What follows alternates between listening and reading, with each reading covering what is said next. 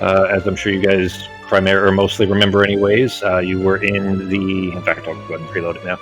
You guys are in the kind of open air portion of a many thousands year old temple of the Iskil, which are a species that are long since extinct. The temple, the area that you're in anyways, is open to the elements, so it's largely destroyed, mostly worn away, and so on. Just little bits and pieces here and there, but not much of architectural value, just because it's already been cleaned through and so on. But in some of the ruined pots and so on that were left behind, Pogo managed to irritate a giant constrictor snake, who immediately slithered out of it and lashed out at him. Becky, Serafina had tried to cast Hold the Dead, but he made his save, so the snake was unaffected by it, and we were going to start combat there. So let's go ahead and switch over to that map. Give everybody a second to get loaded. Go ahead and bring up your combat tracker and roll your initiatives. I've got everybody in there, so you should just be able to click the dice. And Fox, since you own Sai, you should be able to click the die for Sai as well. Okay. You see that on there? Like, is she there for you? Do I need to roll a check or a save, for the snake, or is he just right in front of me? So it's not his turn, actually. He already attacked you. He did try to hit you already. He just missed. I believe I'm on the broom, but we're not terribly high up. No, that was his attack, as he knocked you off of the broom. Oh, that's right. He tried to hit you with a constrict and knocked you off of the broom because he missed, but it still, impacted the broom. Which knocked Sarah up a little bit, but she's still on the broom. You're falling off and are now prone on the ground. All right. Norok, you still have to roll your initiative. Page is still loading up. Okay. Oh yeah, I don't see you actually in the game yet. The flash drive that I sent you guys is supposed to be there tomorrow. Let me check actually, because sometimes those things come early. Although it's already 5:40, so I guess it probably wouldn't be coming today. Once you get a G, let me know, and then I'll walk you through the process. Oh, now it says Monday. Let's see. Yeah, it's just coming post office, so it'll probably be Monday then, unless you guys get mail on Sundays. Yeah, we do sometimes, but either way, shall be ready for next weekend. That'd be cool. Yeah. Once it gets there, I'll walk you through how to download it and then do a clean install on the laptop, and then you'll be good to go. Okay.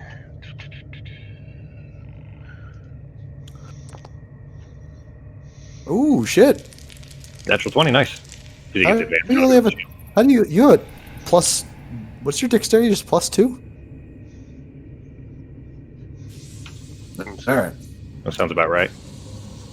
Yeah, probably. I know my dex I was just curious. Great, but... I'm sure that's correct. I just find it. Yep, it is. Two, right. Yeah. +2, but yeah, natural 20 on it anyways, because he has advantage. All right, so it actually did turn out to be... Oh, wait, hang on, I didn't begin combat yet. Then it is actually Pogo's turn. So you were knocked off the back of the broom, landing on the ground, seeing the snake rearing back, prepared to strike at you. It is your turn. What are you doing? I'm gonna get up off the ground and pull my shield and sword out, and I'm just gonna stab at its scaly hide. Okay, with your rapier? Yeah. Oh, your elven short sword? Okay. 25 will hit. All right, so 7 damage to it. If I can switch to the right one. There we go. And I think that's all I'm going to do for my turn. Just going to stay right next to this. I'm going to move my way around it, staying inside. Just a nice little... Oops. Go ahead. A nice little shuffle around. Okay. 5, 10, 15 feet. So I can get on its other side, just kind of sidestepping a little bit around him. Okay. And I don't think I have a bonus action that I want to do, at least. Okay. That'll be it for me. All right. Norok, it is your turn. Ben, give me a perception check with disadvantage. Okay. Anybody recognize the tune? It sounds familiar, but I don't think I recognize it. I want to say Contra, but I feel like I'm definitely not right. You're closer. No. Or Battletoads? Nope. Much more Battletoads. mainstream. Okay. Battletoads probably has some good themes that I would put in there. Fox? Yeah, I think that actually had pretty good music, yeah. I would have had advantage. Mega Man? But That's the only thing I could think of that would be like... It actually does sound a lot like a Mega Man. Oh, yeah, good call. Yeah, it's not, but it does very much sound like that, though. Was that wasn't disadvantage? G. Roll it again. I would have advantage with my buckler, so I just. Oh, okay. All right. So with a flat roll, okay. There is a whistling, kind of like a spectral whirring sound coming from the ceiling to over your left shoulder. You don't see anything if you look up in that direction, but you can hear it. What are you doing? All right. I'm gonna say that to everyone that I hear something above us, this way, and kind of point up that way. Where is it? That way. Is there another I heard snake? It sounded like it was coming from the ceiling. It's a coalescing sound. It's like it's right above, just above Norrock's shoulder. Oh, okay. I don't know that I don't think I described this place very accurately for everybody. So first of all, the theme. This is actually Guile's theme from Street Fighter. But the place you guys are in is lit by natural light from the outside. So you guys just walked into this kind of cave entrance, essentially, right? And you can see that there are man-made stairs in the back that lead upward. And Arteme, having been here before, you know that this portion of it is, is kind of carved into the rock here, into this giant, edifice of rock. But it's the further up you go, basically, you get into more of the I say man-made, but I mean Iskill, obviously the ones that created this area. But the reason you guys can see where you're at right now is all of this area is lit by sunlight. It's coming in from the kind of ravine area where the river is. That's why the caves are still dark, like the little the parts that are off to the side. Then the more kind of further away you get from those, further away you get from the sunlight that is filling the room up. Does that make sense? Oh, I kind of get it now. Yeah. Okay. So the sun is bright enough, and outside it's still like basically noon. That the sun is able to kind of fill in these cave entrances here where you guys are. There's kind of a lighting trick in Foundry that I use to do it, but anyway, so the area that you guys are in is lit by sunlight, but the ceilings in here are about 15 feet tall, so they're up, like at least where you're at right now, it's quite a ways above you before you get to the ceiling, so it's not it's not like you can reach up and touch it, G, but it is coming from above you. Okay, so you're raging for your bonus action? Yeah, I accidentally hit it twice, but... You're fine. You turned it off and then back on again, so it's fine. Yeah. Okay, and... Sarah is floating on the broom, kind of in the way, so you just kind of push past her then to get towards the snake. Yeah. After Pogo had snipped around it. And then see if I can give him a good whack here. Okay. Yeah, might as well. And... Ooh. Yeah. Oh shit, another natural 20. Wow. For 28 damage. Way to go, big guy. So, a little bit anticlimactic. Little, yeah, you put it on there. It's plus 12. Yeah, so it's 16 damage from the dice. 1d12 plus 4 plus 3, and then plus 12 from your Great Weapon Master and your Strength buff. Did the crit work with the extra bonus critical dice and everything? Brutal critical. Oh shit! Your new thing. I don't think that automatically factors in actually. Yeah, your the brutal critical thing that you have, the new one. Yeah. Is that what you're asking about? That sound, by the way, freaked me out. I thought my dog was doing a really long oh. I was like, what? It sounded like it, yeah. What was that? No, it did not roll the extra daiji, so I think I'll probably need to make a macro for you. Because it won't automatically be able to understand if you score a crit to roll an extra die because it won't know what die to use. Yeah, I might be able to write the logic for that, but I probably wouldn't bother. So just go ahead and roll another d12. Cool.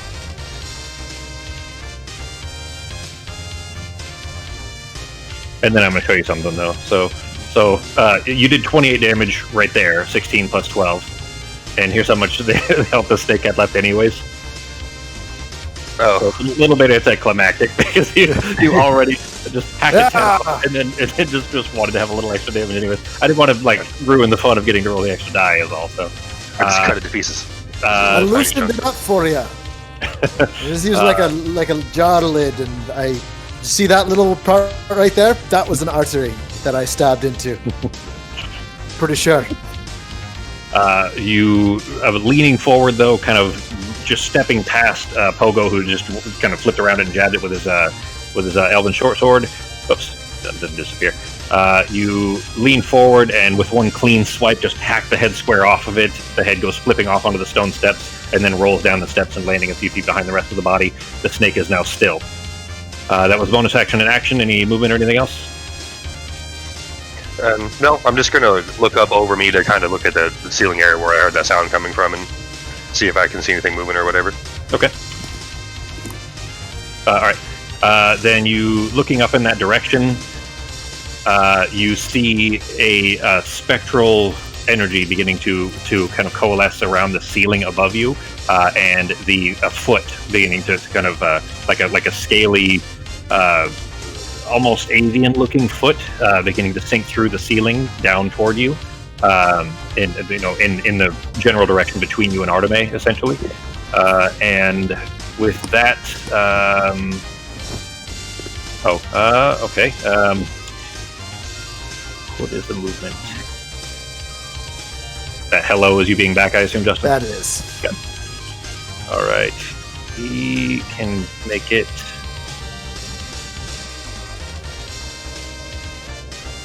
Coming out from so Norok, you see that from the ceiling that kind of semi-avian looking foot, scaled and clawed. Some new boot goofing. Some new boot goofing. I can't believe that's like a meme now, because I've remembered that line forever because of how ridiculous it was, and it became a meme like 20 years after the show. Yeah, 12 years, 15 all of us years remember it. Yeah, after the show's been canceled. Yeah.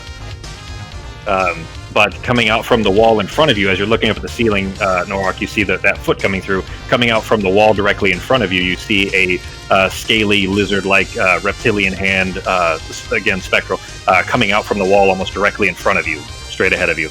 I'll go and reveal it there.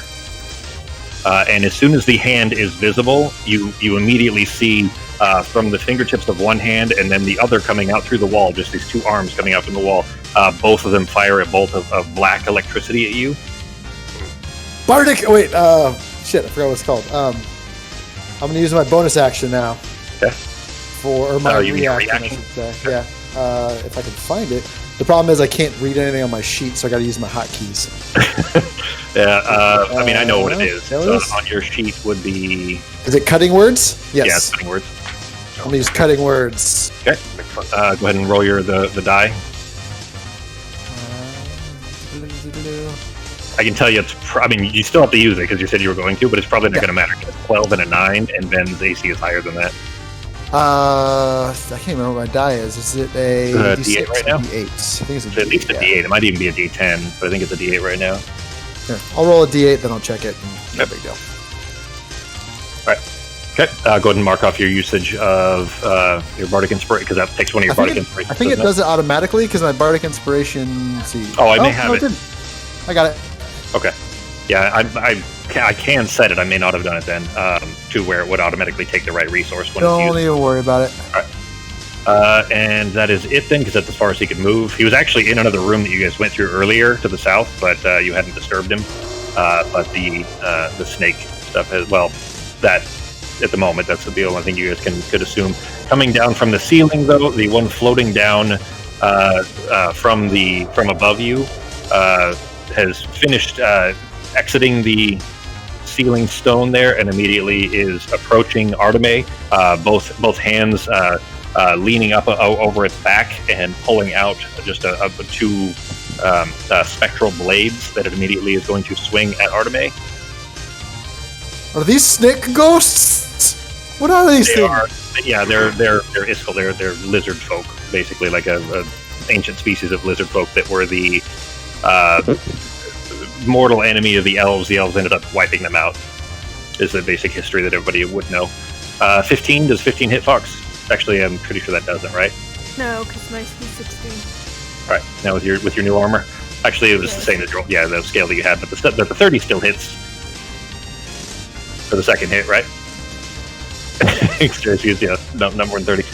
For 17 damage as this blade, the first blade, he swings at you, and you definitely step aside, having him coming down in your direction, and he immediately takes the second one and just jabs it through your midsection, and you feel this cold, icy impact where it hits you. It doesn't feel like a blade. It doesn't even feel like a cut. It just feels like a freezing solid portion in your midsection, and you feel life draining out from it and through the blade. Take 17 damage. I already applied it to you, but in through, and it feels like it's passing in through the blade and out of you. You can do with that what you will afterwards. And then you hear another coming from behind you. You hear a similar kind of spectral coalescence.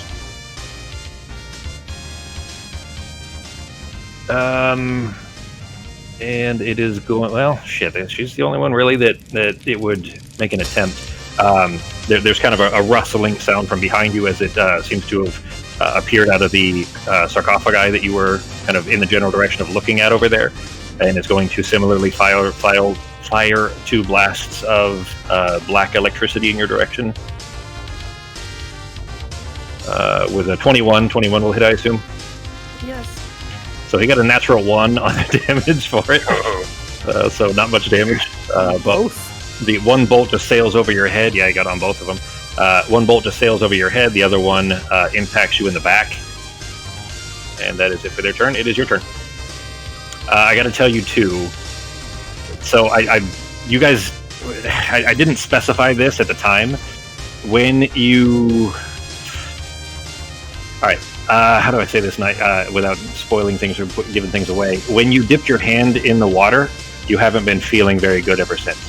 You dipped your hand into the water where those leeches were, and you yanked your hand away. Remember, you felt like a bite on your hand, and you yanked your hand away, and you've been feeling a little bit. Do you remember about that time when she said, "There's nothing wrong with this water," and then she got bit by the leeches? I remember that. It's just funny because I literally had that in the notes that the only way you would even notice it is if you tried to get into the water. If you just jumped over or something, you'd never. They're just leeches, yeah. But.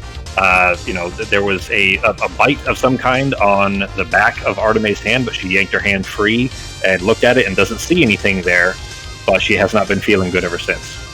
Just so you know, by the way, Pogo doesn't trust fuck all on this island.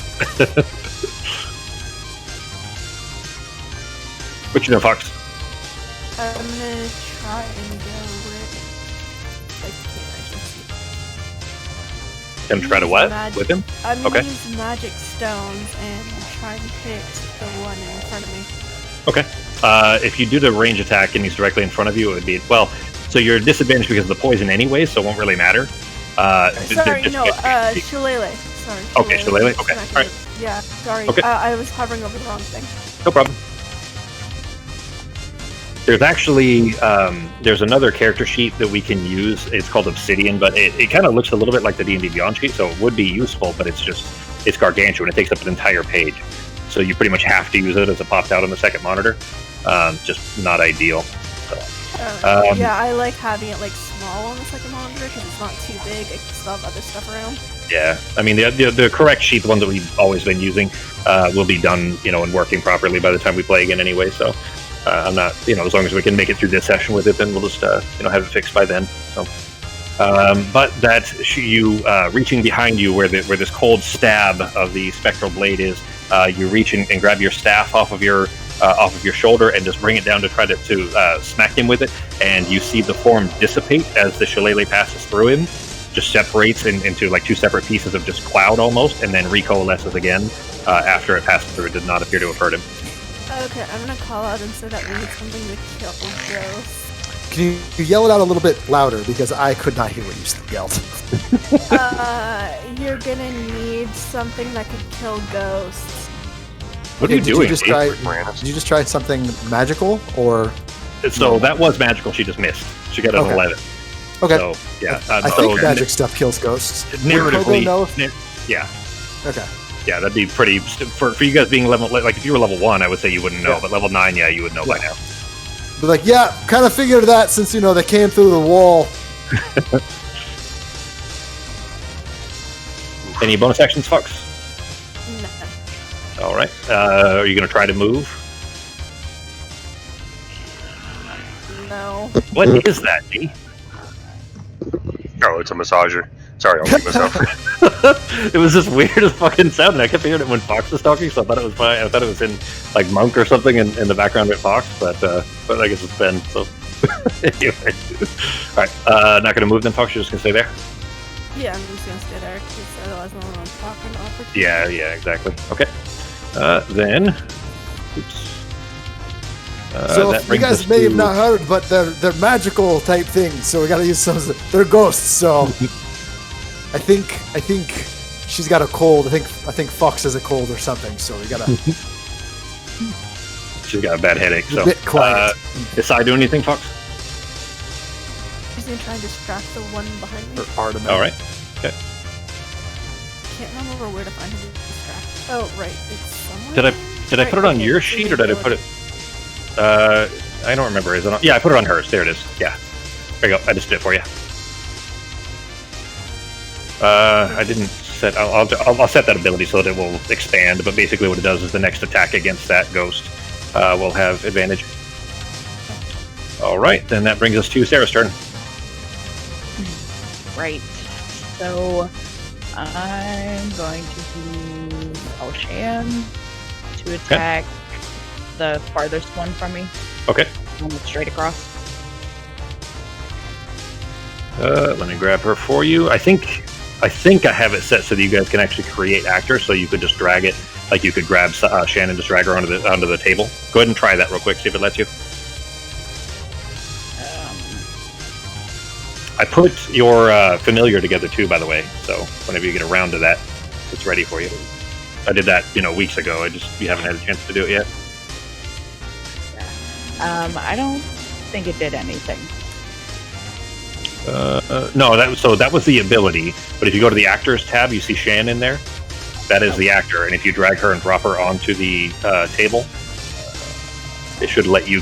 I set all these up so that you guys have ownership of them, and I think I have it set so that you guys can create actors, which is how it would work basically. If it lets you just drop it on the table.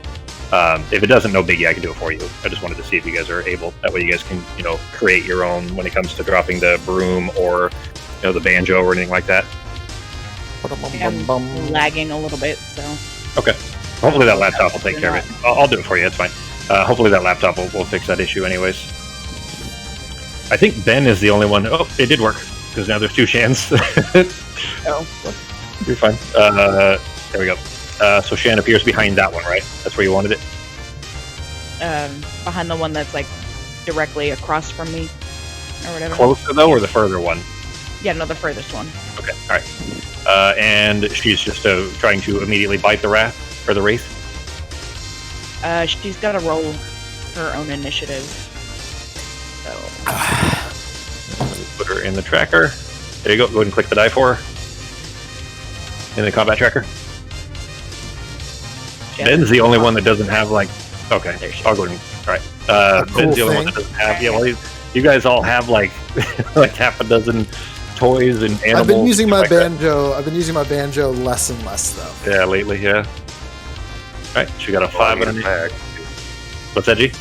That's all I need is my axe. I'm good. I don't care if I'm one-dimensional. I'll give you a separate little axe toy that you can have follow you around. Hell yeah, dude. Like made an axe. An axe mini? Yeah. Yeah. All right. So she got she's not up yet. All right, and then where's my stuff? I'm going to Chaos Bolt. All right. The one that's directly across. Okay. The one that's right in front of you. Oh, okay. You know there's one right in front of you, right? You can see that, right? Oh, hang on. Is there? There's one that's 15 feet away from you. Okay. Like putting Shan on the other one's fine because that makes sense too. Of course, there was one that's right in front of you too. So. Oh yeah, no, I didn't notice him. My page was in the way. So Gotcha. Let's cast Chaos Bolt, 2nd level. I sent a docking station with the laptop too, so you can set it up literally you can just use the desktop that you have now. You can plug it into the TV or whatever you want to do. So you could use it as 2 screens if you wanted as well. I'll walk you through how to do that, but basically you could have, if you wanted to, put your character sheet on one screen and put the map up on the other or something like that. Oh, Sweet. That's cool. I wondered what that was. Did it? No, I did it right. Did Just my gotta wait for it to show up. There it is. Yeah, I did it. 8, 5, and 2. So no. Which damage type? 8 and the 5 or the 2. What was the... God, not poison. So Oh, that wait, would 8 and be 5? 8 and 5. We are going to do thunder damage. All right.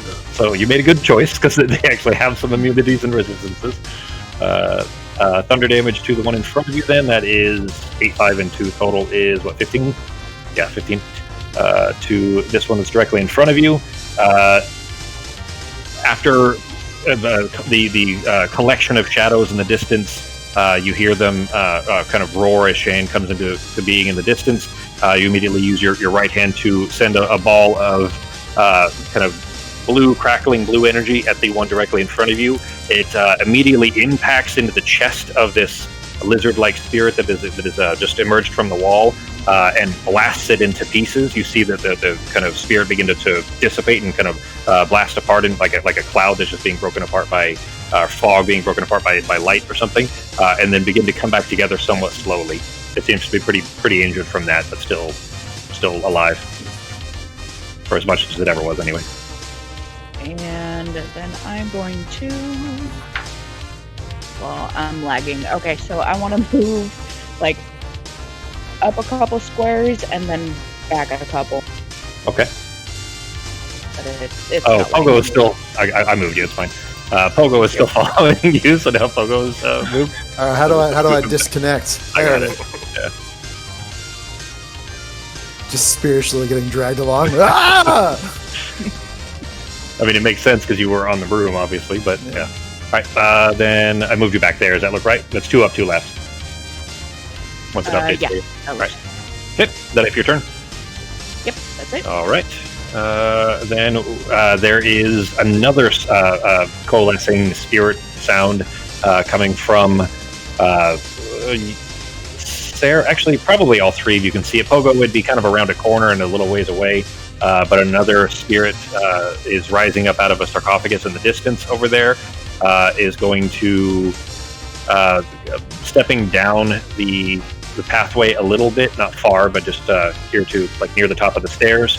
It then immediately is going to also, like it's like 2 of the others have anyways, send a bolt of black lightning with one hand and then with the other. This time one at Sarah and one at both at Sarah actually, because she just attacked the other.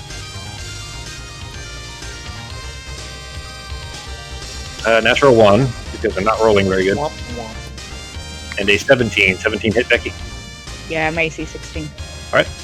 Then 3 damage. Aren't you in And when it does hit, it's doing crazy fucking another spirit damage. form, or aren't you in some crazy spirit form, or am I? Don't you have a high Yeah, that's AC when when I you're in AC that? 16. Oh, what is it normally, woman? Jeez. 13. Ugh. She's a sorcerer, yeah. So, I mean, without any armor, extra armor, it's basically mage armor is what it is. It Yeah. just has a bunch of extra benefits on top of it that Corin's Antilis taught her. All right, Sarah's Shane. Dang. Sarah's what? I said Sarah's squishy. She is squishy. Alright, bite. And You then have it? right. There you go. Yep, you got it.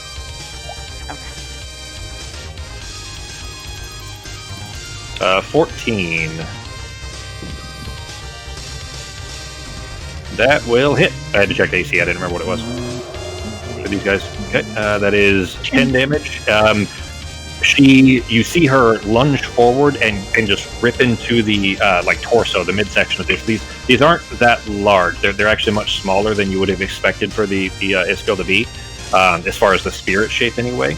But she just rips through it, and as she kind of yanks the teeth free, like a dog, tearing out into skin or the flesh of an animal, the spectral what's the word? Like the God damn it! There's a word used a bunch in Ghostbusters. Ectoplasmic material just drips away from her jaws, and it doesn't appear to be like there's no impact. It did hurt it seems, because the creature as it reforms is slow to do so. But other than that, it does not seem like it could be knocked prone. Okay. So no, that's it. no roll for that, but it still did damage. So, all right, then we are back around to the top. It is Pogo's turn. Oh, all right. I'm probably just seeing this one right in front of me. I'm just going to go ahead and cast Guiding Bolts. All right. Pew! Pew! Wait, whoa. With a 2.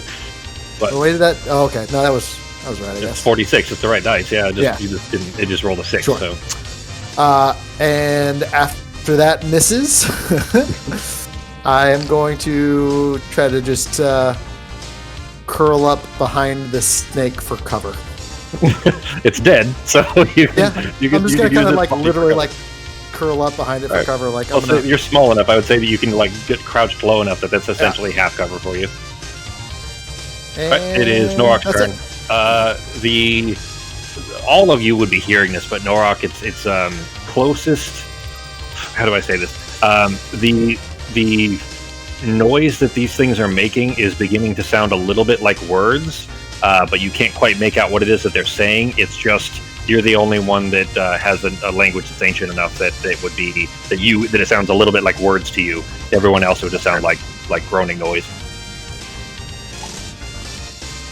All right. And I am going to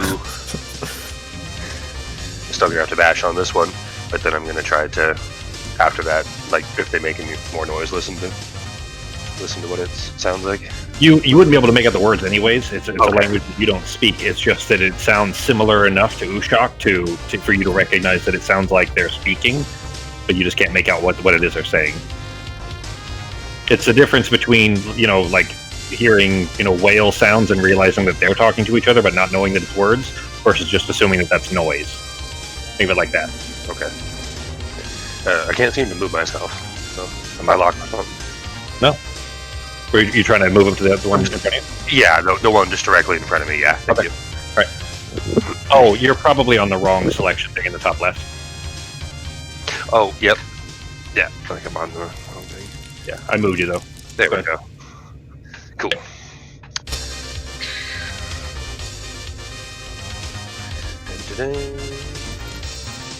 And reckless again. Back this one. Not with that. Uh. Got a natural 1. Was there advantage on that? Oh, you only rolled it once, so you would have to roll it with advantage. But with the reckless attack, yeah, you should have had advantage. So go ahead and roll Okay, it. I just didn't know if it. Apparently, it didn't do the Well, automatic. I didn't set that. So that what you just clicked on is just the regular attack. It's not the macro for it. So that's why. Okay. I see what you mean. Yeah, I see what you're trying for now. I'll have to put the macro in there for you for it. You when it rolls advantage, you'll see the dice roll that way, and then the card thingy in the chat will show it as 2 separate dice rolls. Oh, yeah. But a 23 definitely hits for 16 damage. He had 15 left. You bring Vulcanbreaker down through the sphere that has just begun to reform after being hit by the Chaos Bolt from Sarah. But you cleave through it, and the spirit there's the energy is still in the air, but it's like slowly sinking a little bit, and it doesn't look like it's trying to come back together anymore. Okay. You still have your second attack, and you still have more movement. You only move 10 feet. Oh yeah, I keep forgetting that I can do my second attack on a different target, right? It doesn't have to Yeah. be on the same one. Yeah. Okay, I always forget about that. I'm gonna go ahead and mark these as dead. I mean, they were already dead, but now they're like double dead. Double That's a dip. lot of dead. 15. Yeah, you still have 5. Hang on, you still have 10 more feet because of your extended movement, if you needed it. Sai is there. I mean, you could still kind of stand on her spot, Oh. but Nope, I won't push her. I didn't even notice her standing there. right at the squisher. Poor dog. Okay. And you're gonna swing at that one. Okay. Yeah. You do have advantage on this one as well because Sai is distracting him. Oh, okay. So 22 would Okay. still. 22 would, but go ahead and roll it again just in Okay. case it's a crit. Oh yeah. All right, we'll go with the 22 then. 22 hits, and that is 10 more damage to this one. I think that's actually the first time this one's been hit. This is the one that's holding 2 long swords, 2 kind of spiritual blades that it is just wailing back and forth as Artemis is trying to deflect it with her shillelagh after being stabbed by it once. I can't hear that and not think shenanay. Shenanay. That, I guess because I knew the word shillelagh long before before Martin from the 90s. Wasn't that one of was like his girlfriend's name or something like that? From I don't even know where I heard it, but shenanay. It's up there with Ba Felicia. Well, that's Friday. That's like later 90s, like early 2000s or something, right? I don't know. I think that was from Friday. Anyways, bonus action G. No, actually, that will be it. And I'm going to wait there, too. So. All right. Then it is that's the dead one. So let me take him out of the tracker. Then that brings us to the one that you just hit. That was just swinging over. You just kind of in a regular melee back and forth with Arteme, who keeps deflecting the blades. It is going to move through Arteme. You see it pass through her and immediately turn around and swing just a wide swipe with both swords, trying to carve into Arteme's back. If I feel it go through me, can I try and duck down? I mean, it didn't hurt you by passing through you. I would say that as a reaction, you would try to shirk away, sure, but it didn't hurt you either way as it passed through you. It just tries to swing at you as soon as it passes through. 30 will hit. That was Does a 30 hit? Yeah. Does it hit Arteme? Thankfully, that was the natural Okay. one on damage. What's that, Mark? Both my ACs are 16. It's easy to remember. But did the 30 hit Arteme? Just checking. Just asking for a friend. So both blades pass through you, but only one seems to have really connected. And similarly, as it just cleaves through your back, you feel this cold, freezing energy being just sucking your life energy out of you through the blade. You don't, Norik, you might see this, but he seems to be becoming more solid as the hit impacts Arteme. He is healed a little bit from the damage done to her, which was that. All right, and that is it for his turn.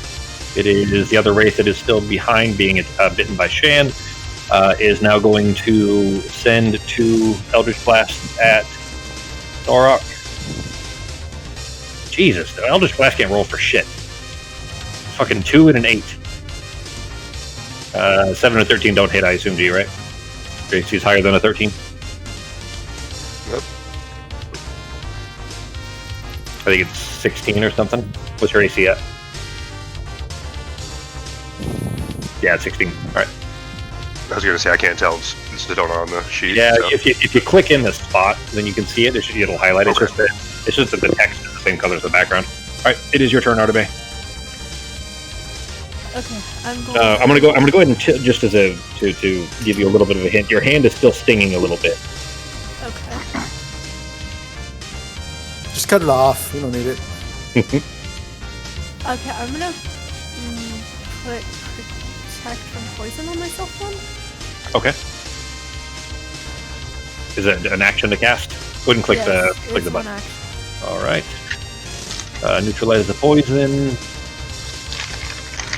And advantage on saving throws against being poisoned has resistance to poison damage. Okay. Then in that case, when you fill yourself with the natural energy that courses through your veins, and you feel it immediately begin to impact you. You don't feel sick anymore, and on top of that, you feel like something detaches off of your hand where that light was. Your hand feels slightly lighter. It's only by an ounce or two, maybe, but it's slightly lighter all of a sudden. You hadn't noticed it, but there apparently was still something stuck to your hand. Okay. Invisible leeches. That once you cast We're gonna that, get some of those. yeah, those leeches. As soon as you took them out of the water, they were invisible. So the one that bit you was still on your hand. You just didn't know. Yeah, we're grabbing a bottle of those fucking things. Okay, but you are no longer poisoned. So that was your action. Any bonus actions or movement? I'm looking right now. I'm gonna turn around, like face them. But that's Okay. All right. Okay. All right. I saw you move, but you were just. Yeah, no, correct. I was trying to click to turn, but it didn't You're fine. go up. Nope. All right. Then and no bonus actions then. I'll bring up healing spirit. All right. Then yeah, since they did let Becky. There you go. So that was the cast. You should be able to grab the actual object out of the actors directory and drop it wherever you want it to be to. There you go. I'll go ahead and delete the. I'll delete the. Oh, I'm gonna move the spirit first. I did reduce the sizes on the other maps, by the way. This place is pretty big. So, there you go. But she's touching both you. Well, she's not large enough to touch both, but is she in your square then? Yeah. And then I'll move her to North Square after. Alright. Then as soon as you cast, it's a 5, so go ahead and heal yourself a 5 if you would. Remember how to do that?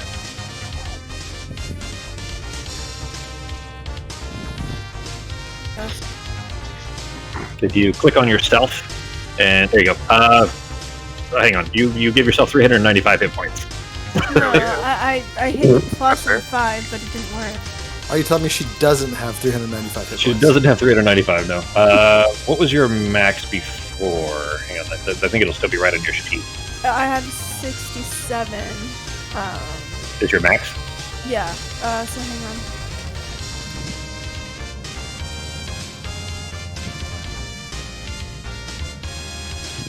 on. There we go. Yeah, you were at 44, so now you'll be at 49. Oh, okay. No, I was at 39, so plus 5. Oh, okay. 44. All right. Oh, Sorry, okay, then you already have it in plus, there. Okay. Yeah, the plus wasn't working, so I just, I used a calculator. Okay, no problem. All right, then that brings us to Sai. What is she doing? She's gonna try to distract us. All right, so she rushes up the steps in between your feet, and then up to the ground. Sorry, the one to the north, or the one that's right in front of you? Right in front of me. I'm just having trouble turning her to the right. No problem. There we go. If you hold down Shift and then use the arrow keys, that's how you force them to turn in a certain direction. Okay, gotcha. I forgot that. Or you can, move them like you did, but it's easy. Like if you're just staying in the square but trying to rotate, then you would use Shift and the arrow keys. Okay. Then she's distracting that one there. It is Sarah's turn. Okay, well, it still won't let me move. So, Hang on. So are you also on the wrong thing? In the top left corner, you should be on the one that looks like a silhouette of a person. Those like basic controls. I am, and it just moved 1 square. It's just because I'm lagging so bad. Okay. Also, I'm still attached. I'm You are. trying to figure out how I attach. How I'm attached. There you go. I just turned it off. Now you can go ahead and put yourself back where you belong. Ah! Hiding back here. Back where you belong, Pogo. Hiding by the snake that you harassed. Okay.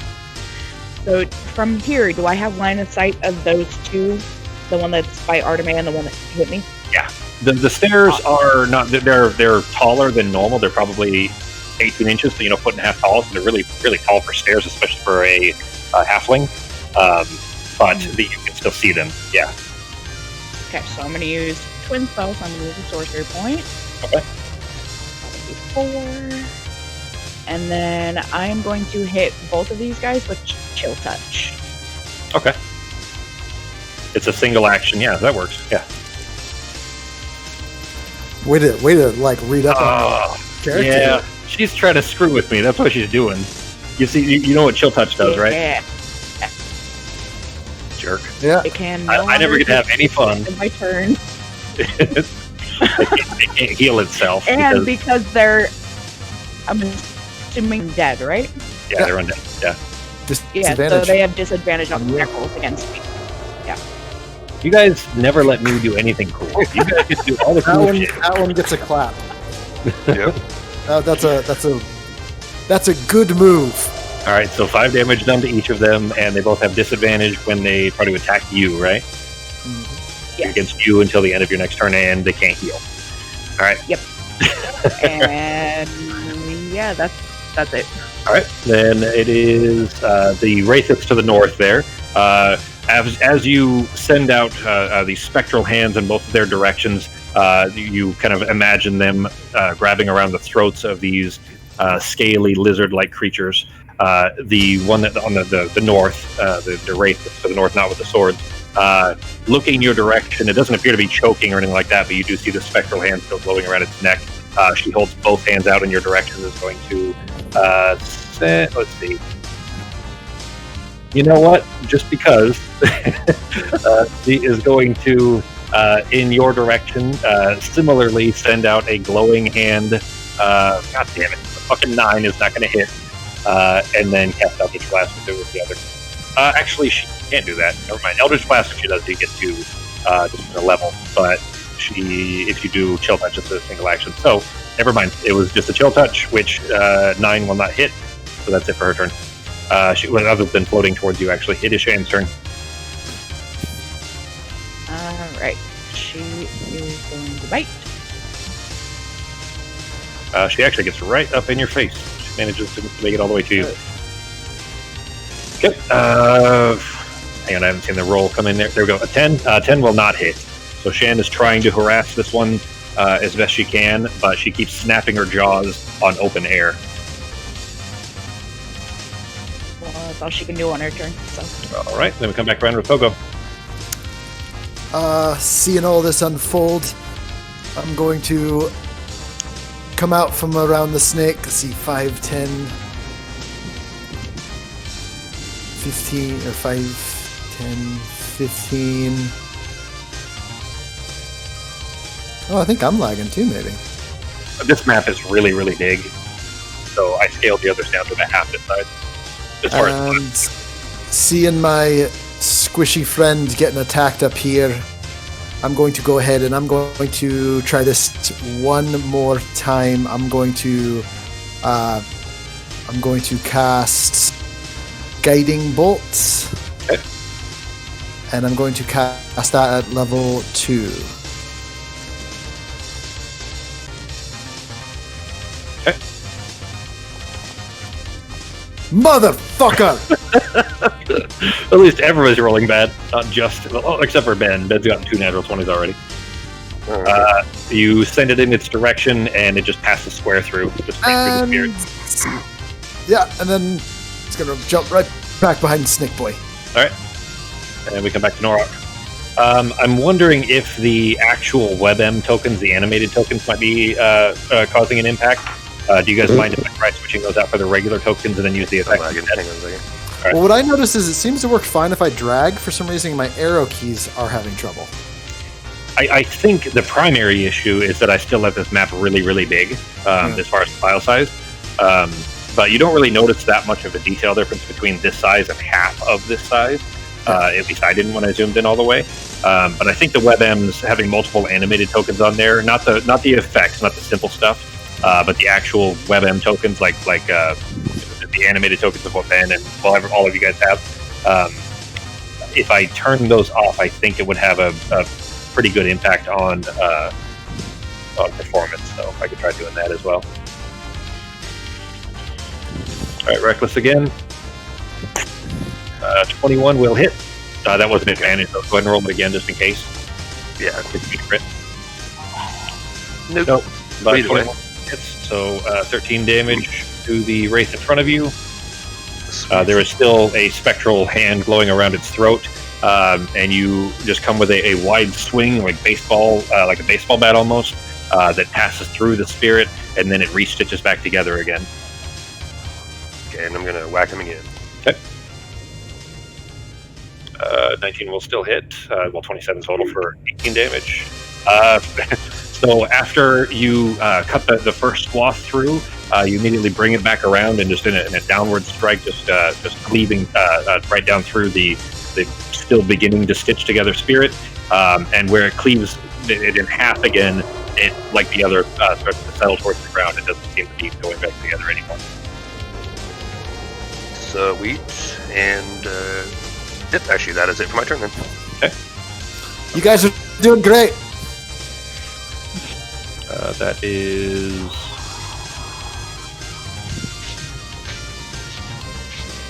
that one. All right, I had to find which one it was. There we go. Okay, then that brings us to the Sword Wraith, who is going to still just clanging over and over again, just swinging with anger and hatred. It seems like it's still roaring something that to really Arteme, you could maybe be picking up bits of it, but the language of the Wood Elf is not similar enough that you're gathering that it's words rather than just rage as it's shouting at you and swinging. I think they said something about Pepsi Max. 17 and 18 both are going to hit.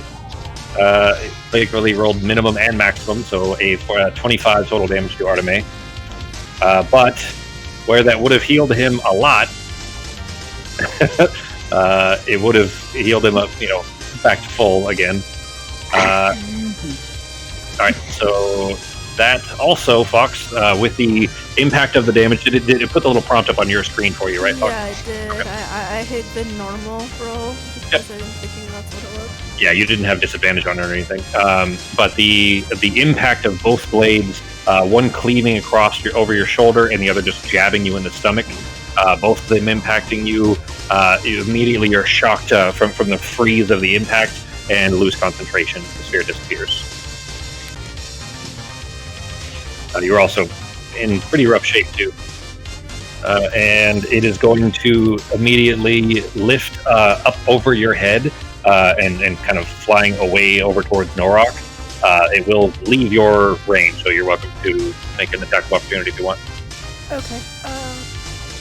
I guess I'll try and hit him slowly. Big money, big money, no whammies, no whammies.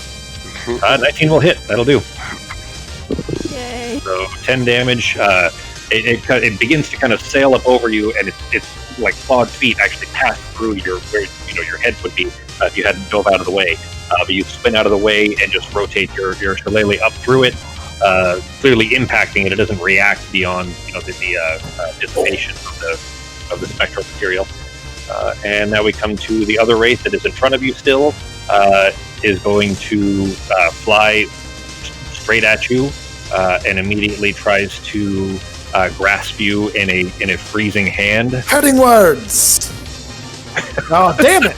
No, it's good that you're saying it, and not waiting and then kind of cheating. You know what I mean? I'm trying to use it to help my friends, but it's on every time that doesn't matter. I'll mark it down. So she attempts to grasp her. I'm gonna say, I bet your mother was a crocodile. So I actually grabbed images that they do look vaguely crocodilian. I'll tell you this though, it's funny because I probably should look for art before I start coming up with like world lore, right? Just because then I'd be able to give you proper images. But I most of the time I don't, unless it's something that I have that is evocative enough that I'll write around it. But the world lore for these guys I've had around for 3 years since we started playing. So these guys already exist the entire time. And when I go to look for spectral lizard men, there's no fucking art out there for it. So I can't find shit that actually would. You're saying there's a niche. Yeah, exactly. That'll be my niche. Do you guys know about Justin? Oh, the spectral lizard art Justin? Fuck yeah, I know about him. So I keep having to take images that are like of kind of regular lizard men and then make them look hopefully vaguely spectral. So don't be surprised, obviously, when a lot of the art doesn't actually represent what these guys have been described as. All right, it is your turn, Fox. Does Shan get an opportunity attack on that guy? She does, right? She does have normal reactions, so yeah, she would. I would say that she couldn't stop him from moving, like she can't, because she can't knock him prone with the bite because they can't be prone. But still, the attack would still potentially damage it. Not with that. Everybody's rolling shitty today. And not with Shillelagh either. This one in front of you is just raking at you with claws, trying to grasp around your throat. And ineffectually, as you keep knocking them away with Shillelagh, but neither of you appearing to hurt the other much. It is Sai's turn, unless you're going to move or bonus action.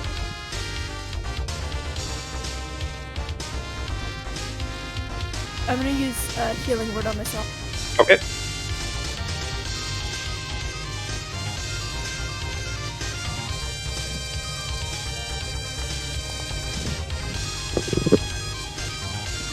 That was Ice Knife. No, that's the wrong one. Sorry. I'm gonna use Ice Knife on myself. I'm done with this game. I suicided a character. You did? You remember how to heal yourself, in right? a very weird way to where people weren't even sure if you did that. Yeah, apparently. I didn't realize that Lee didn't get that. Just walk off the edge of the thing here. It was a pretty run fast. I'm gonna go over here to the edge and gonna jump off. Wait, are you killing yourself? yeah. He jumped off the edge. Okay, there we go. Alright, big bucks.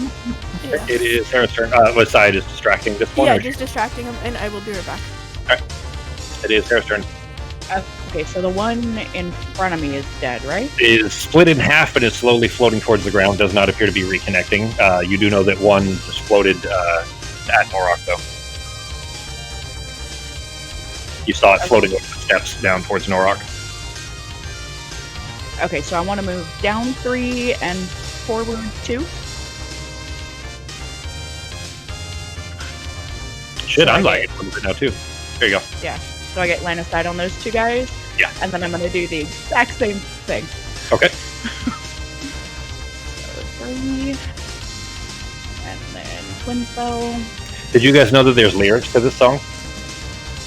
I feel like this is a joke. So this song, this is this Guile's theme. Yeah. This is like America, America. So it's actually making fun of a little bit that in the, I don't know if you guys remember the sprite, but if you look at the sprite for Guile in the original and all of the camo pants, green tank top, blonde hair, big chin, kind of looks like a transvestite if it was a woman being a man. Sure. The detail, there's a very specific detail that always annoyed me, but I'm used to. So Stan and I, like, we grew up on NES era and Super NES too, but sprites like RPG sprites and stuff like that, where a lot of the facial features are missing. Like they just don't have noses, they don't have mouths or whatever, because there isn't that much room to draw them, right? Well, when you had something like Street Fighter or Mortal Kombat or whatever, where they did have the room to draw features, it stood out for me at least when they didn't have certain features, like if they were missing a nose when they should have had room to draw it in there, right? Well, Guile specifically always annoyed me for this specific reason, and that one I just put in YouTube there is what stood out for me and why that was always so weird. That song made me laugh for that reason. Well, now I gotta listen to it. It was pretty funny anyways. It's just this theme song here. 12 actually. Becky, so the race with the swords, AC is 14. Okay. What about The the other one race- in front of Artemis? The one that's in front of Artemis is 12. So that one, you send the spectral hand one in both directions, and the one with the sword just cleaves through your spectral hand, and the arcane energy dissipates. But the other one that is landing around the other wraith grabs around her throat again, and she's wrestling against it, trying to pull it away. And it does take damage to her too.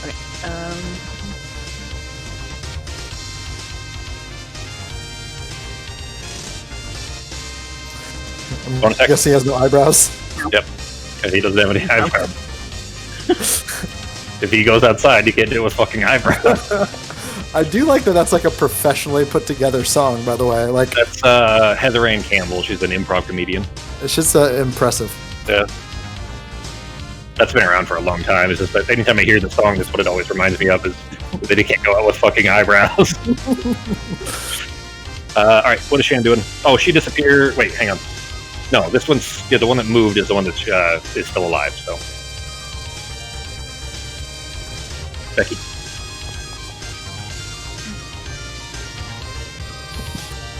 Alright, 7 will not hit, but she does move towards him though, right?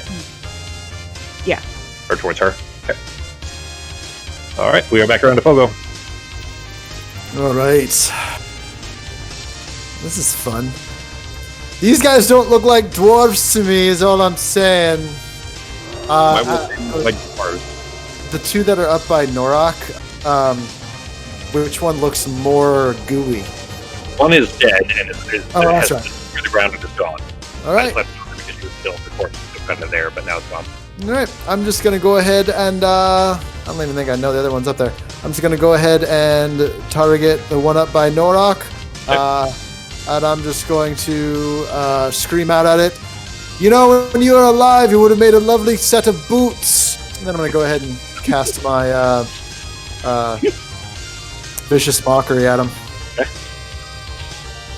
17. All right, let's see. I don't know how wise these guys are. I don't remember what their stats were. You got a 15, so you did not succeed. Jeez, you're safe as a fucking... I guess it's level 9. That makes sense. Yeah, and then I'm going to move back around further away from this. All right, and it now has disadvantage on next attack roll it makes before the end of Can I also, as like a free action, can I look behind back where we came from to see if there's any other bullshit coming up behind us? You don't see anything coming up from behind, but give me a perception check. Will do. my least. Oh shit! All right, I was going to say the DC was going to be super high, but on the other side of the river, you have you literally have like a straight shot to be able to see this. On the other side of the river, the way that you came from, there is the dwarf Frank that you saw earlier, the Anuadam dwarf, is laying still face down at the edge of the river on the other side. Fuck him. Guys, I think that other dwarf died, but don't worry about it right now. Okay, that is your turn. That's it for my turn. All right, so we are back to Norok. Okay. With fucking eyebrows. Stupid.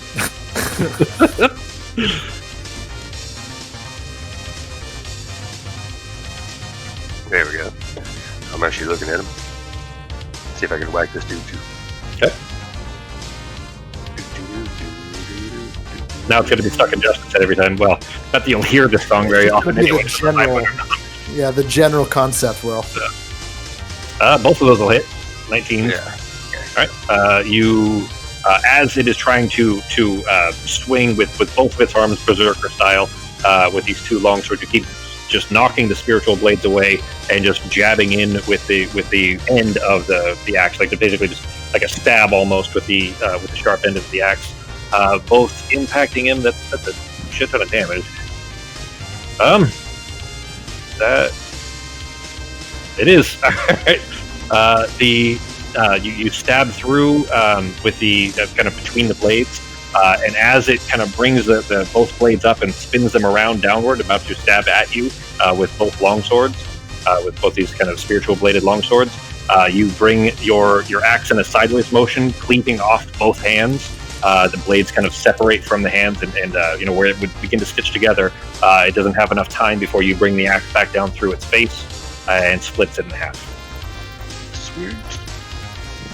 And it does not appear to be connecting back together again.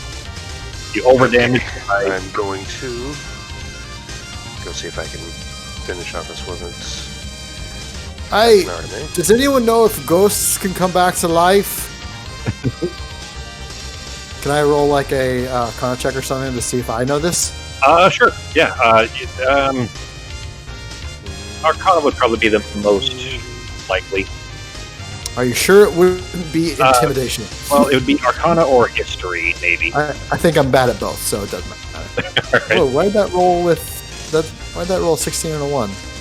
Or was that not me? That wasn't me. Yeah, that was Ben's side. Okay. His are just purple also sometimes. Got it. A 24 will still hit G, so 16 to this rate.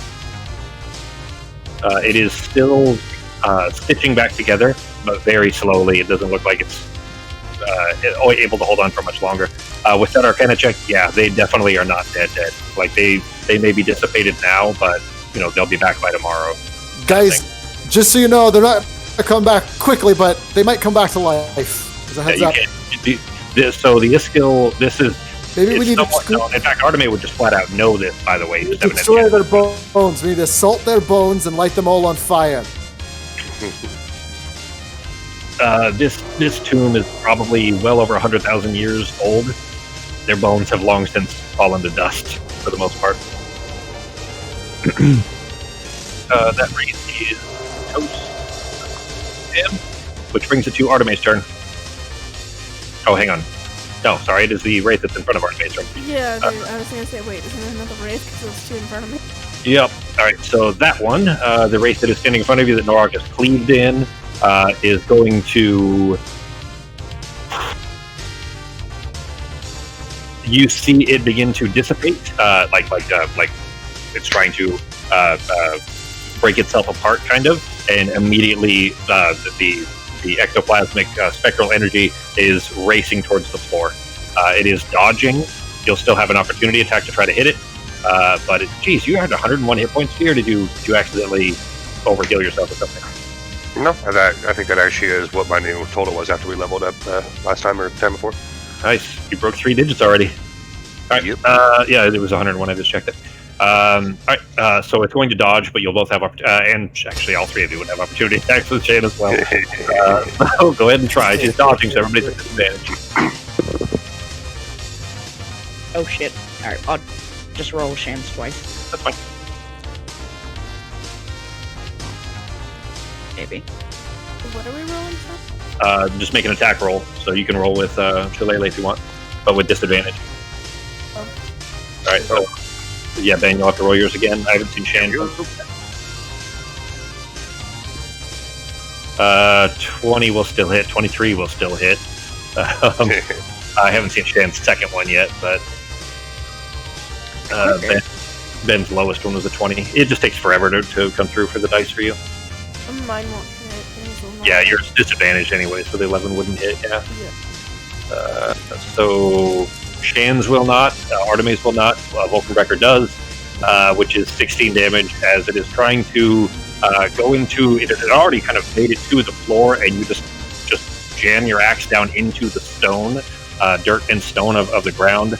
There is an awful cacophonous clanging sound as his axe impacts the stone and splits into it slightly. But the wraith makes a spectral scream and dissipates. Sweet. And there we go. There we Are go. we? Did you get him? Are we okay? Is it dead or did it just go somewhere else? He killed it. Yeah, it had 7 hit points left. He did 16. So I'm pretty sure they're gonna come back by tomorrow. I remember reading about these in a book. Well, it wasn't really a book. It was more like a magazine. Well, it wasn't really a magazine. But I heard it. I heard it on like it in a public, like it was a play. It wasn't a play. I overheard someone talking once at a coffee house about things, and I think that's what I read. A coffee house? You mean like strip club? Phoenix. There were naked people, but there was also coffee and a breakfast bar. Hey, just so you know, our other little dwarf friend, I think he might have tried to cross the river, and he looks like he's dead. Should we check on him?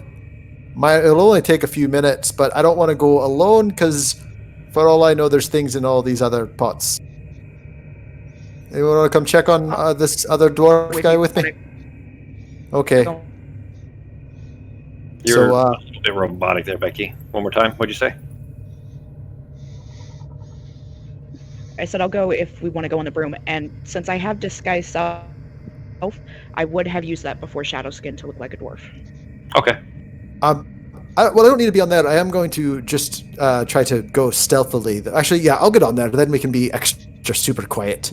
So real quick, so for disguise self though, that would mean you're using your wizard spell slot for that, right? Because you're made. I got a disguise kit. If you have some time, I can make you look more like an elf. Well, she has a Or spell. more like a dwarf. She can just do it with the spell. It just takes a spell slot to do it. What, Becky? It's just a first level spell slot. It's not a big deal. I just want to make sure that you used it. You know, as a guy who only has, I think, 3 or 4 first level spell slots. Yeah, she's got a lot of spell slots now. She's got 4 first level. Let's see, 4 first level, 3 second, 3 third. Actually, that's 3 pretty fourth, close to and 1 mine. fifth. Oh, 3 fourth? Mhm.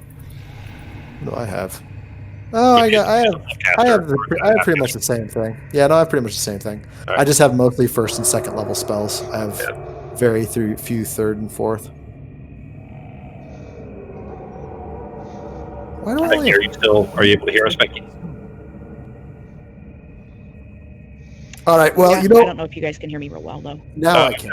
Yeah, now we're hearing you again. So you went dwarf before using shadow skin? Oof. Yeah, if I had disguise self, I would have used that before shadow skin, so the shadow skin would look... Sure. All right, then both you and Pogo look like dwarves, and you were intending to, resemble the kind of garb of the Inuitam as well. By the way, I'm gonna... All right, okay. Well, I'm gonna do the same thing now that I've seen him. I'm gonna change my clothes a little bit, maybe not too dramatically. Yeah, But, you could just do it with your... Wait, did you... My hat of disguise. You did put your hat back on and you took the gem off, right? That's what it was? I don't have my gem of seeing. Okay. So, yeah, you would have had it... Like, you can just do it at will. Sarah's would use a spell slot, but she saw Frank first anyway, so has time to have, chosen that form. All right, so the two of you are going to fly down there with the broom. What are Sai, Arteme, and Norak doing? Don't go far, guys. I'll just wait here, I guess, and heal myself up. Okay. Go ahead Yeah, and- I'll just wait here. How And do I use I my wasn't medic skill? touched. So you're supposed to have a medicine kit inventory item, and that has a certain number of charges on it, and you would use charges for. It has 10 uses per kit, and then you can just refill the kit by just looking for herbs and things like that, and making bandages and so on. Okay, I don't think I have that right now. Well, I mean, we would just assume that you kind of have one amongst all of your, herbs and so on, anyways. And what I'll do is I'll just put the item on your inventory, because you have all the stuff that you would use to make it anyway. It's just a matter of how many charges you would have of equipment. Because like when you buy it, I think it's 5 or 10 uses of it. But anyways, you use one, and does it let you spend a hit die? Let me look real quick. Because your perk that you took, the mediciner, what was it? Medic, yeah, mediciner. Jesus, Mediciner. I forgot. I called a. Here, does that help? A what? sure does. All right, proficiency in it. During short rest, you can clean the binding wounds, 6 filling humanoids. If it spends hit dice, that it can forgo the roll and just get maximum hit points for that. So the medic feat would just basically let people roll max on their hit die rolls. But I would say that for using it, as long as you have the skill, the items and everything you need to do it, we'll say that it takes 10 minutes or so to clean and bind the wounds to do it, and that you can roll a hit die for free. So not actually expending the hit die, but you get to roll a hit die. Okay, so- let me find my hit die. I think they're D8s for druids. Is there a place where it shows where it is? It is if you go to your features and then your hit points, which is the one that looks like a heart at the very end. Oh, okay, yeah. Yeah, it's 1d8 per druid level. So you can roll a d8 to heal yourself for free for every 10 minutes that you spend.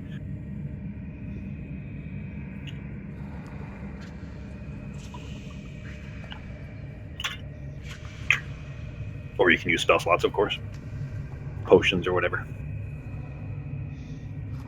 Sarah and Sarah and Pogo, you guys hop on the broom, fly over the kind of slowly lazy river there, slowly moving lazy river. On the other side, you do see the face down.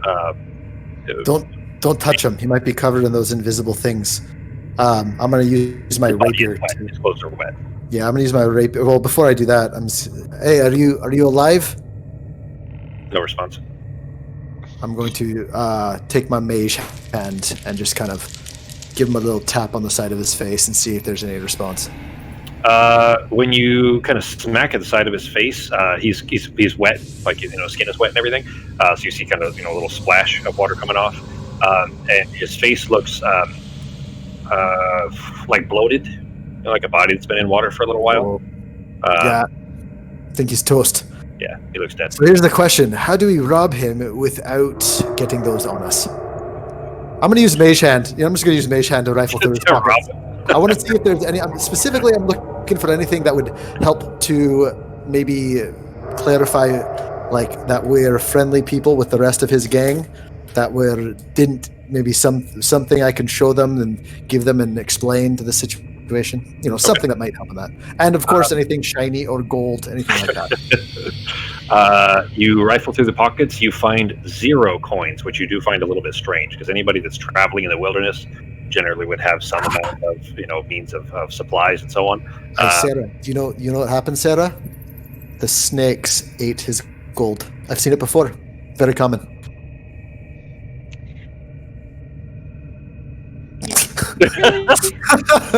You're cutting out. No, the snakes ate all the gold. It's Such a dumb thing that Becky couldn't even reply. It's hard to know. It's like if she's talking or if she's just like.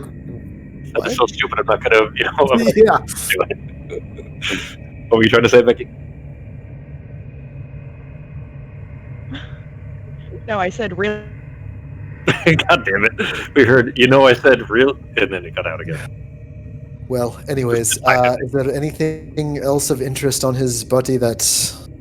He's got a bow that looks well worn and like it's been repaired multiple times. The bow itself has been snapped and then wrapped back together with sinew. Becky, you can just type it in the inside of Foundry or in Ember in the Discord if you want, whatever you're trying to say there. Bow, quiver, and some kind of hastily crafted arrows that don't look like they would fire straight. At least you wouldn't necessarily trust them to. He's got a decent long knife at his hip, and then as far as what is that noise? Is it a dog, Becky? Yeah, Rufus is sleeping and he's like asleep. But yeah, rifling through his pockets, no coins, no supplies, no food, nothing of that sort. He does have a ring, but it just looks like a plain, like kind of copperish, maybe tin band, and that's about it. Does he have? Is there anything? Is there anything on him that? So nothing else. All right. Yeah, no paper, no. I'm gonna use a mage hand to grab his long knife out, and and I'm gonna use mage hand to kind of smack it around in the dirt and try to like. So the blade, when you pull the long knife free, the blade still has blood on it, which you've been around adventuring types long enough to recognize that you don't put a knife away bloody like that. You gotta clean it first, and that's a little bit like gross and strange because that's just not how you take care of a weapon. And when the blade is complete, like basically as you're pulling the knife free, you can see it on the blade. And then once it's like out, once you get to the tip of the blade, you can see that there's an ear, like a sharp, like an elven ear that is cut off and has been impaled on the end of the knife. That was inside the sheath. This guy does not know how to treat his weapons well, and apparently collects ears. I knew a wizard friend once who collected an ear. Probably not the same reason. I don't think it's the same type of thing. Yeah, you know what? I'm just gonna go ahead and use the knife to kind of. I'm just gonna lay it down by his head. I don't want anything to do with that. Okay. It doesn't look particularly valuable or anything, anyways. I mean, you could find something of that, similar make anywhere in any town. Yeah. Well, that guy's not going home. What a shame. He seemed like a real pleasant soul. Okay. What are Norok and Artemis doing? Ben, go ahead and click off your rage.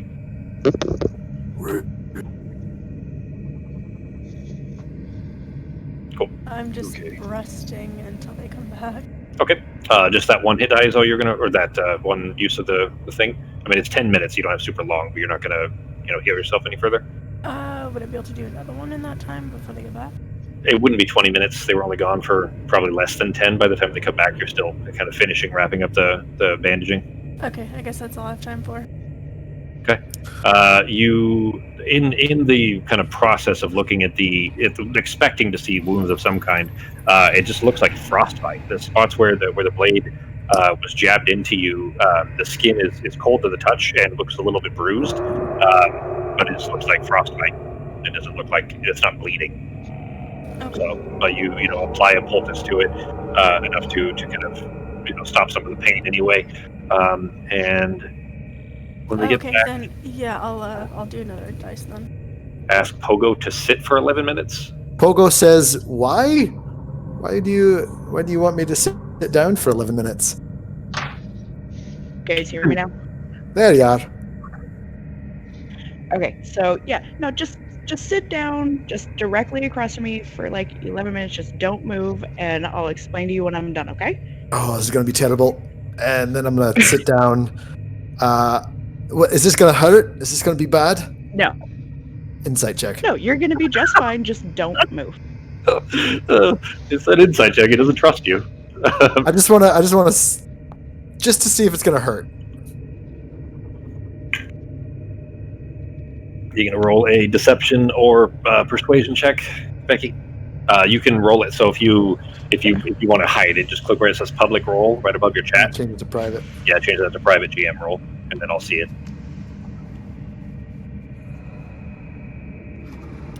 Fox, that was the second roll for another 10 minutes. Yes. Go ahead and heal yourself if you didn't already. I already Oh, did. that's supposed to be plus your con modifier too, by the way.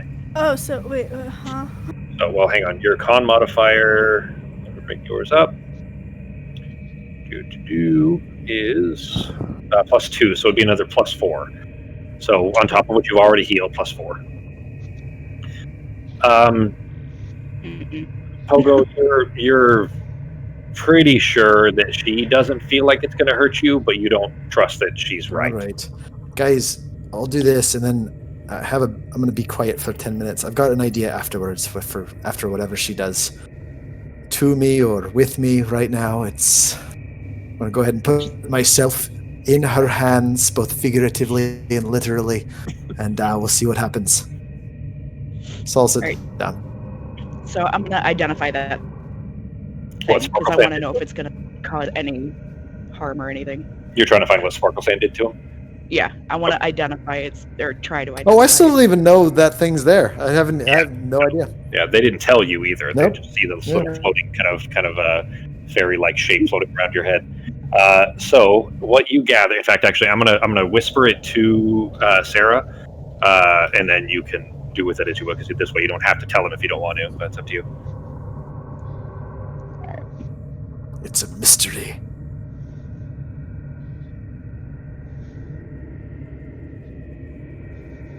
What's the word I'm looking for? Damn it! There's a specific word for this. This happened to me like 3 times last week, and it's driving me fucking nuts. I need to take more vitamins or something, I guess. Or potassium. Kazakhstan is the greatest exporter of potassium. All other countries have inferior potassium. Is that from Borat? It's from the national anthem that he sings about Kazakhstan. Yeah. The sequel just came out a couple days ago. I haven't watched it I yet. saw. I way to fucking get Giuliani in a weird spot and just cover the news cycle for 24 hours. Yeah, really, not just that. Apparently, he also showed up at the White House and met with Don Jr. Are you fucking Yeah, and that's serious? like a deleted scene that they just haven't released yet, or something like that. Like that's like he got into the RNC, the Republic. Well, I don't know if it was the RNC, but at least where Pence was speaking, I think that was at the RNC, wasn't it? The thing where he brought in, so he dressed as a Trump, like he literally was in a Trump costume, and nobody caught him. He got into the Republican National Convention, or at least this late. That I mean, I could see that you could get in. That makes sense. It's not too hard to get in, but all like right, but within to, shooting like- distance of the vice president, Yeah. he's like unhinged because he was in a fucking Trump costume, like a bad Trump costume. Yeah, dressed like Trump, yeah, not like a Trump supporter. Oh no!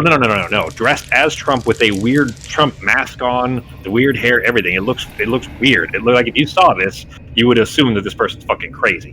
And he got into this place dressed as that. He might have gone into like a bathroom and dressed up. I don't know, but either way, he was there as this, walking through the crowd, and within 30 feet or something of Pence, while carrying his daughter over a shoulder. It's weird. But anyways, I'm looking forward to watching the movie.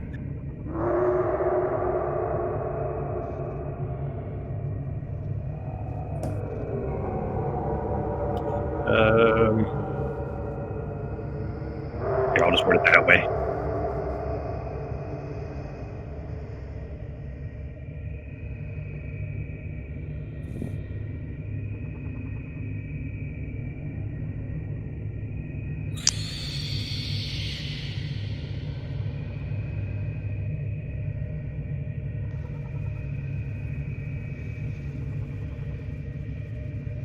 Can't use arrows?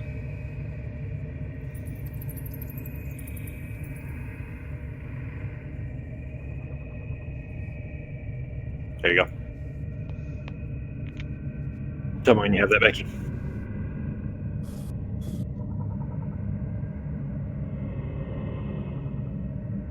Okay, I got it. So you see it still flitting around his head, just kind of zipping around. It's got like a little fork, like literally like a table fork, and it's kind of just floating around and just keeps staring at him, like it's just staring right at Pogo as it flies right at his head. Right. Has it been 11 minutes yet? And it's not It's not like a spell effect, right? So like dispel magic wouldn't do any good. You don't feel like it would have much impact. Yeah. Okay. Am I all right? What It are we is a doing? creature. The thing is a creature. It's just not.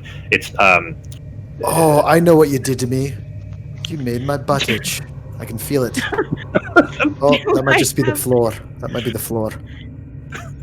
Any idea, like, do I feel how long this will last? You feel like it's probably about halfway through its potency by now.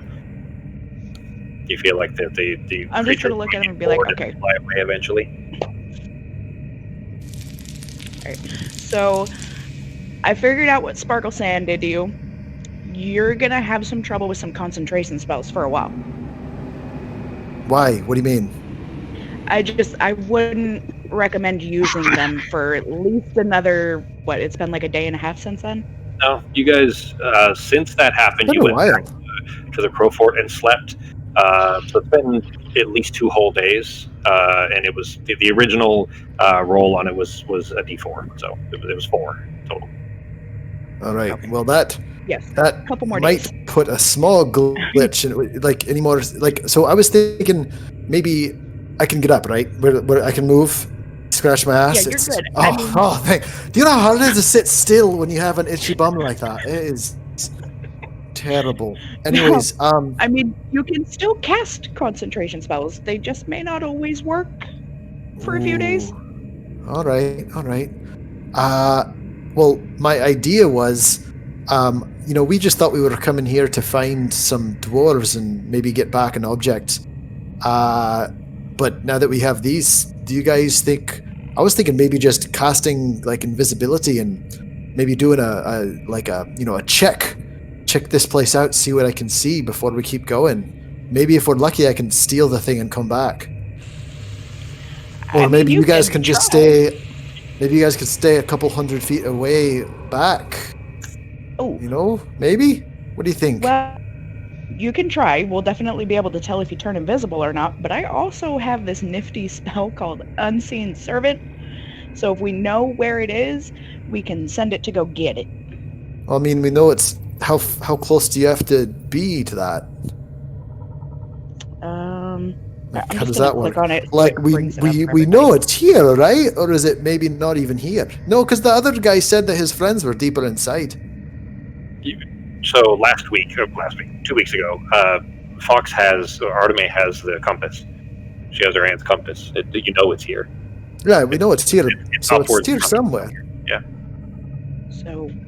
Becky, anytime you guys need to, like, if you just need to bring the spell up, when you click it, it'll give you the little checkbox to use the spell slot or not. Just uncheck it so that it doesn't waste the spell. Assuming you're not actually casting it, of course. Yeah, I found it. So it can't move more than 60 feet away from you. Yeah, so if I'm within 60 feet of it, it can go get it. That's really close. Like, that's within, like, you could shoot, like, an arrow or a crossbow bolt or, like, a spell right in your face. I'm fine. It's fine. All right. Well, you guys think about that. I'm gonna go pull some teeth out of this giant fucking snake. I'm gonna get some scales, make some goofing boots, and I'm gonna see what I can find on this thing. And I'm gonna go walk away a little carefully, and I'm gonna go see if I can take some giant teeth out. Okay. I'm gonna go with him to see if I can grab the poison from the snake if it's poisonous, because it's a rattlesnake, so there should be poison. It's actually a giant constrictor snake. The token is just not great. So. Oh, constrictor snake. Oh, yeah. That's not gonna have any teeth, but I can still get some scales and make some goofing boots. If anything, constrictor snakes have rows of backwards-facing teeth like a shark does, so that when they swallow, they can't come back out. Yeah, but aren't they like small? Aren't they more like fish teeth? Yeah, exactly. They're not the long fangs, if that's what you're talking about. But those are brittle anyway. I want a big fang so that sometime I can just stab something in it with it for the dramatic effect. Because you don't have a sword or anything, to useful. Yeah, but a big fang, that would be just make terrifying. A dagger out of a fang. There you go. I know, but I don't have a fang. I need the fang before I can make the dagger. I got to get one before the other. But even if you did, how big is a creature? Ooh, you get 2 fangs, and you put them on the side of a helmet. and then you can run into battle like a bull. That would be great for Norak. He'd love a it. really lame Viking. Yeah. Like, Put at it on least- Norak's head, and he can just plow into people full force. He weighs 500 pounds. It'd be like getting hit with a truck. It'd be like a horse-drawn cart just pulling right over you. You do the Wait, Minotaur. while they're having this conversation, I'm gonna float over to the bottom of the stairs and try to look up the stairs. The stairs to the north? Yeah. Okay. They curve I'm not around. going up, no. You fly over to the kind of base of the steps. They curve around, and you can see that there's still some light from up there, so it looks like sunlight. So it looks like there must still be at least a little bit of outward access. In fact, while you guys were outside, by the way, especially now, kind of had a general idea of the place. When you flew outside over the river to see where Frank was, you look up, and there are a couple of, like I described to you before, it's a really tall, it's probably 100 feet or so, stone edifice that you guys have walked inside of. But there are two on the far side of the river that you came between. So you guys kind of, you're at a T intersection, basically, right? And there are rope bridges that are long since destroyed, but still like little bits of vines and everything hanging off of this rotten wood. In two different places, one on the left, one on the right. There's a stone bridge upwards to the right, but there's multiple like holes that go into this edifice, where presumably a doorway or something would be. Up along this, there's multiple. There's probably 3 or 4 upwards that you saw. And anyway, so looking up the stairs, though, there, you can see that there's still some sunlight getting in up there as well. But beyond that, it kind of curves around and comes backward towards you, so you can't really see much of the floor without going upward. We should have asked that other little idiot more details as to what his friends were. Both both Pogo and Arteme, give me medicine checks, please. Bleep, blah, bloop. Yeah, not gonna have much in the way of goofing boots. But Arteme, you are able to easily slice into the head enough that Pogo, you are trying to pull out teeth. We're trying to pull out teeth, but just kind of mangle it and just do nothing at all. Arteme kind of shove them out of the way and are able to take the head apart enough to be able to extract whatever materials from it that you choose.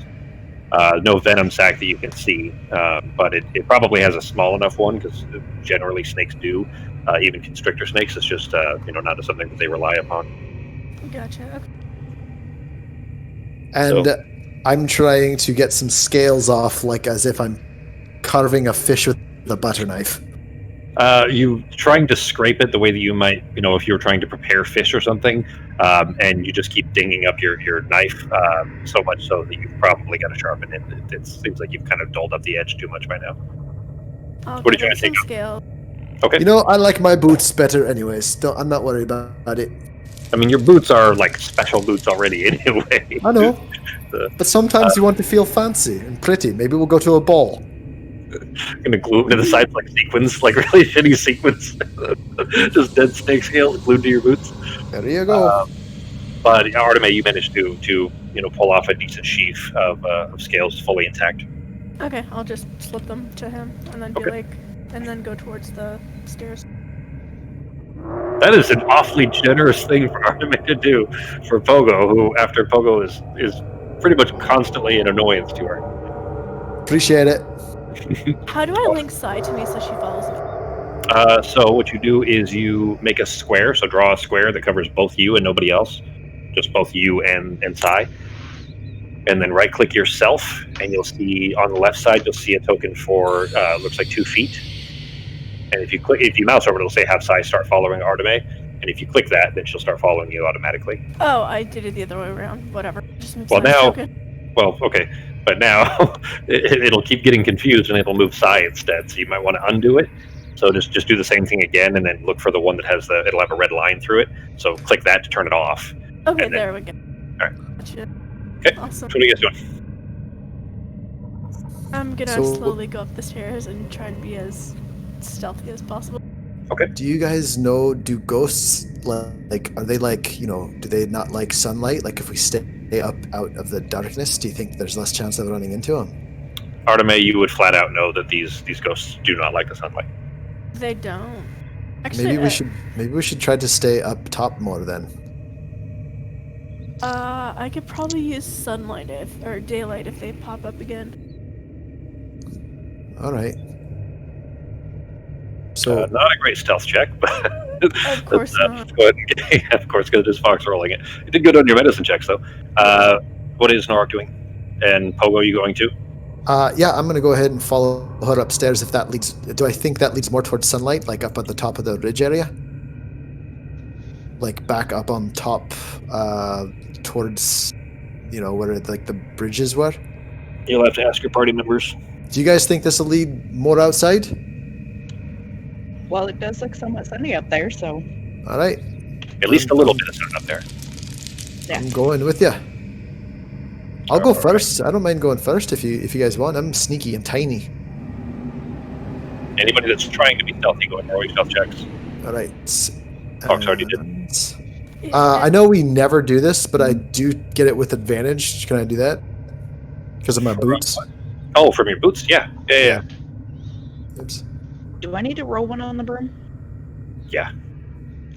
You're not making foot sounds, but you still. I would say that you, in this specific instance, you'd have advantage as well because you're flying on the broom, so you're not going to kick loose rocks and stuff like that. But you still do make noise. Plus, you are a kind of very demonic-looking, glowing dwarf right now. So, All right. I'm gonna try to sneak up and see what I see at the top of these stairs.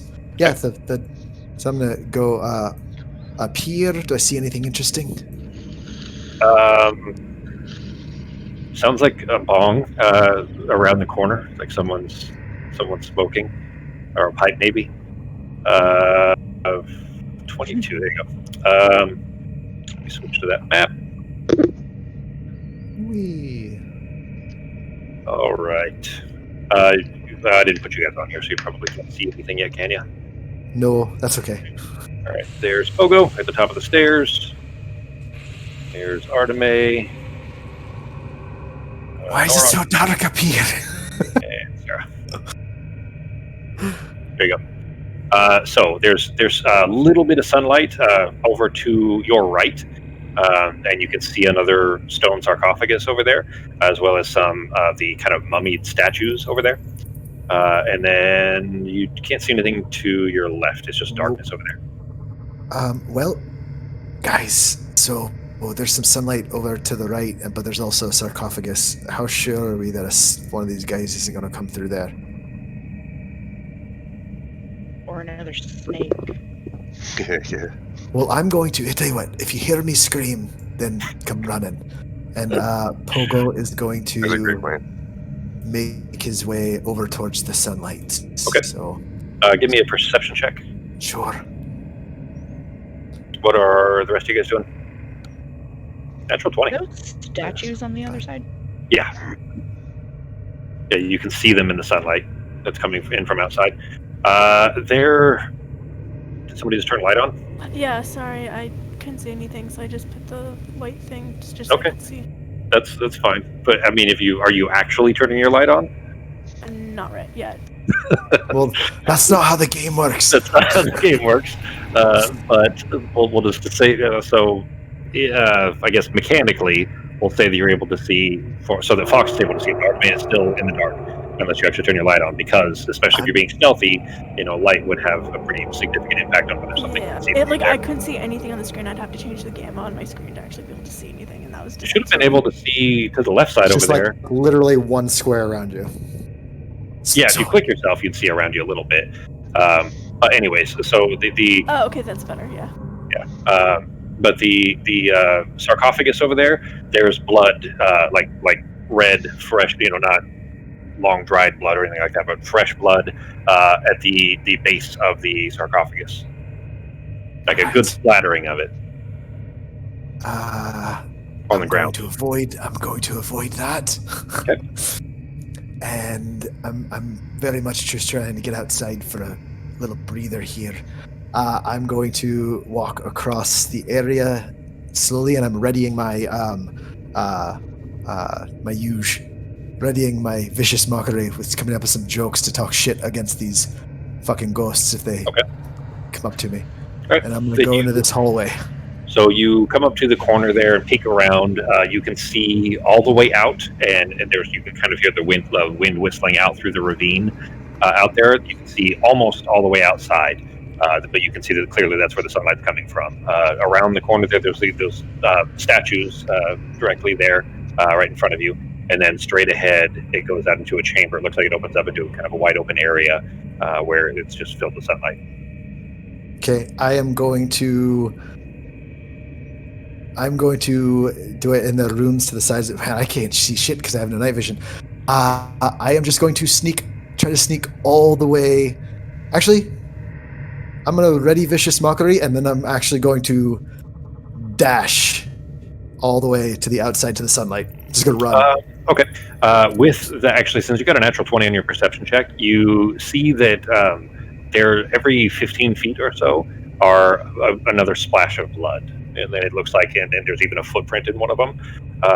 It looks like, at least at some that from that line from the sarcophagus, you gather that something was Is injured. the footprint going towards the sarcophagus or away? Give me an investigation check. What are Arteme, Norak, and Sarah doing? You still don't have light over there. You can see that there's light over to the side. In fact, actually, I mean, mechanically, it ruins things a little bit to have the light on like that. But you guys you don't have light around you, is what I'm saying. There's just ambient light coming from over to the right where Pogo went. I like not having the light because it forces me to put myself in Pogo's shoes, and he would just fucking book it to the sunlight.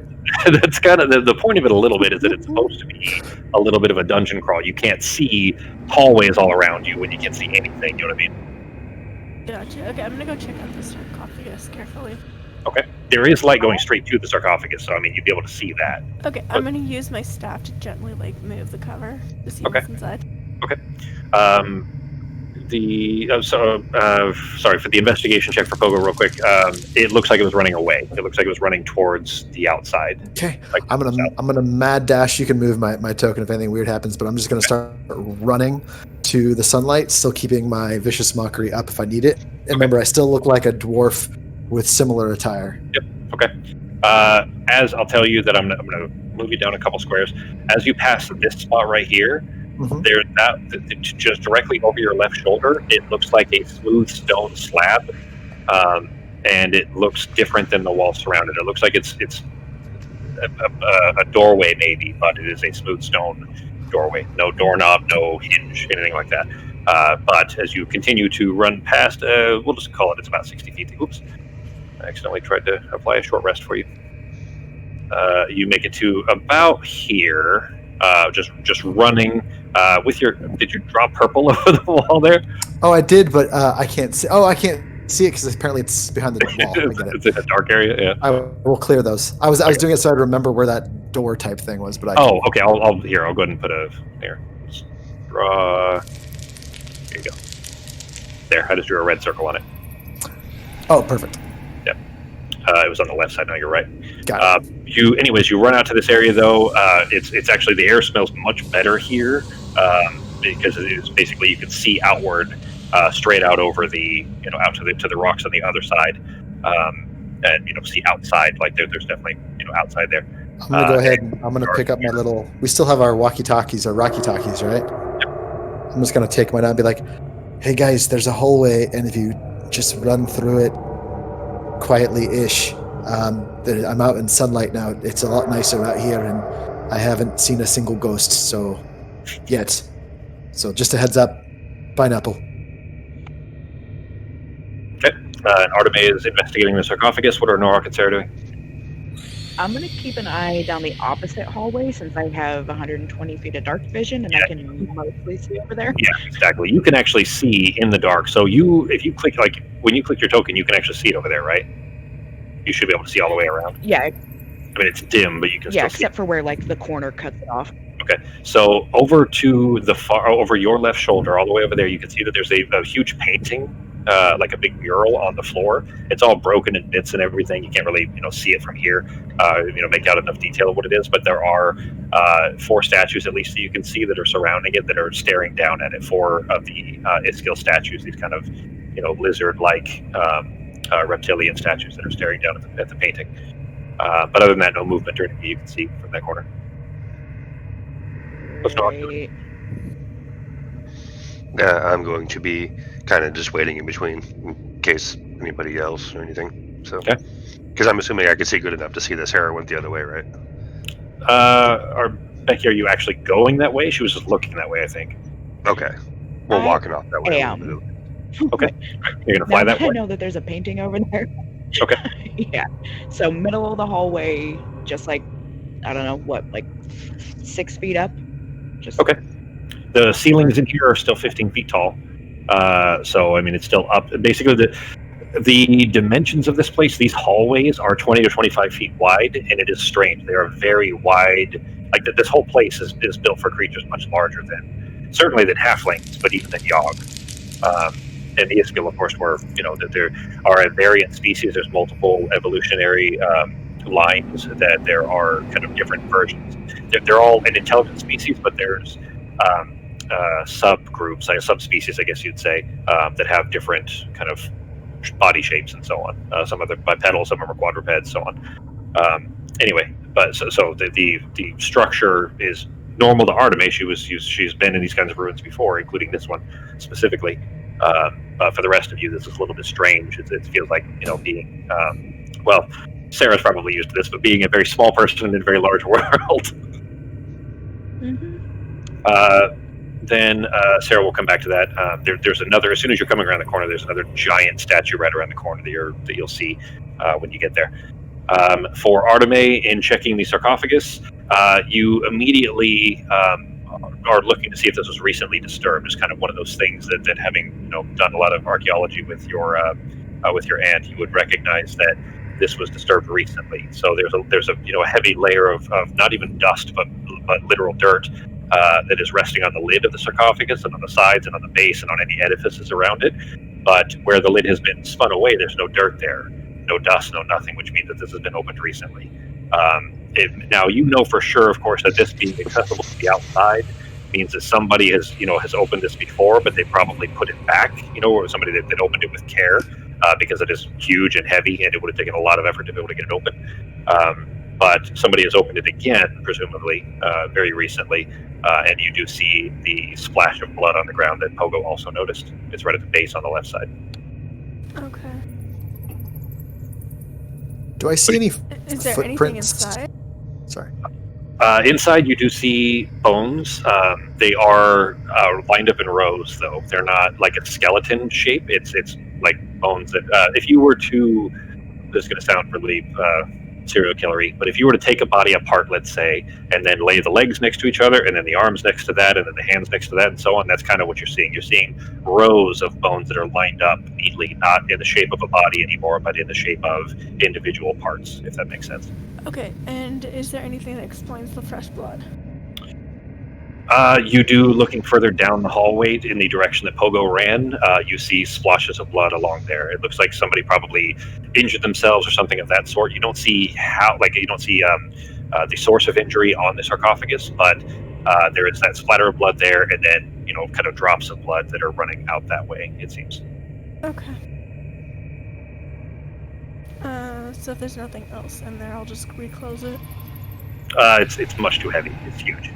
Okay, I'll just leave it be then and move on this way and let's investigate the statues. Okay.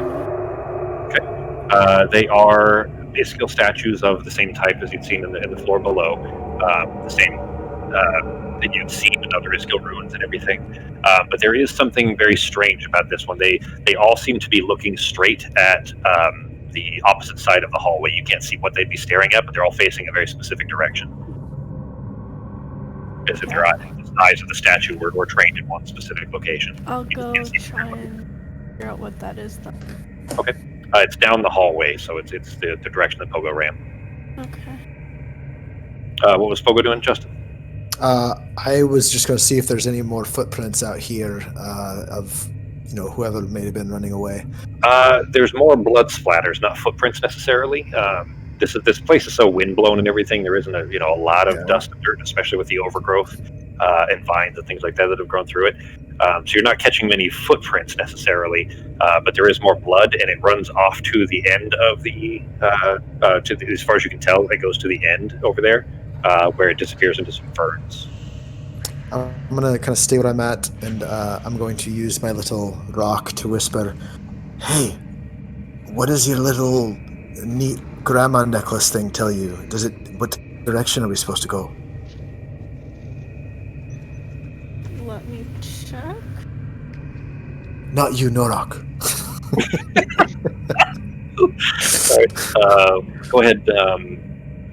There's really nothing to roll for that. It does point straight to it. Is essentially locate object. Yeah, Just a better version of that. But you hold it out. You whisper the word Naneth into it, and it again kind of forces your wrist, like it lifts your hand upward until the compass can spin and then stop when it's pointing upward, and it's pointing up and to the left slightly. You're facing southward, so it'd be up and pointing to east a little bit. Okay, so it's, I guess, up another floor, and so we'll need to find a stairway. Another one. So I'm gonna go to the end of the hall. Like, can she see me from where I'm at? Like I'm in the sun. Yeah, that's a straight shot. Okay. You can easily see each other. So I'm gonna be like, kind of pointing to her, like back behind her with my fingers, like that way. Pointing So towards the cliff. This is hard to do without a webcam. I'm just gonna go ahead and bring the rock up and be like, so am I going the wrong way? There might be a stairway down this way, or it might be the other way. I'll tell you that as far as you and your aunt were able to get in here is this floor. So you guys, you were very young at this time. We'll call it the human equivalent of being like in your early teens or something. Like you don't remember this as much as you'd like to. You probably weren't paying as much attention. Were bored and wanting to play on your phone instead of paying attention. You know. You mean something that doesn't exist in this world? Well, that's the joke being that whatever a teenager would be doing, right? But you weren't necessarily as interested in the archaeological dig and the kind of relic hunting stuff when you were that age. So you don't have like a mental map of this place, but you remember being coming up here and finding these smooth stone slabs that you think are supposed to be doors, but not how to get through them. And as far as you can tell, nobody ever has. Like you at least have, there's been no evidence of anybody ever getting through them, and they don't appear to have been moved. Like they're practically cemented in place with the just stone and the drippings of water over the ages when storms have blown through here, like the one that the vine lash wrought, and then the calcium and sediment that leaves behind is kind of cemented these doors in place. But you came up to that proper stone slab though, and that's what these statues are all facing. There's 4 of them. There's 3 that are, you're standing next to 2. There's one more that's behind Norok, and there's one more in the alcove to the south of you that are facing that door. Eyes trained straight at that door. Okay, I'll go investigate the door. Careful. Okay. While you're doing that, go ahead and give me an investigation check. Either that or history. Either one. You can use either one. Sarah. Hey, how are you doing? Oh. Coming all the way up here to say hi. The red line or the red circle is the door. It's right here. Oh, don't go. Yeah. No. Oh. No, Pogo by himself. Sorry, I wasn't sure where You're fine. the door was. No, that's so that when Pogo ran by earlier and he saw a smooth, a wall that didn't match, that's what I was describing. So I put the red circle on it to identify it for him. Okay, So, I thought that was something from a different room that we weren't supposed to see yet. nope. Yeah, that's as far as he got. He just got to the end of that hallway and he waited there. Jumping over to Sarah, though, the area that you can see there is a huge statue that its head is actually into the ceiling a little bit and it is facing downwards. So there's 4 of the 10 feet or so tall statues that are 5 of them rather that are surrounding this painting and staring down at it. And then there is the gargantuan one that is like its shoulders are 15 feet tall and its head is leaned 90 degrees forward. So its head is kind of half in the ceiling, basically. Similar of reptilian, but a different species, a different subspecies, you gather, of the Iskil, staring down at this just destroyed ancient mural that has been painted on the floor here. There's vines growing cracked and broken all over. It's hard to really make out much from it. Okay.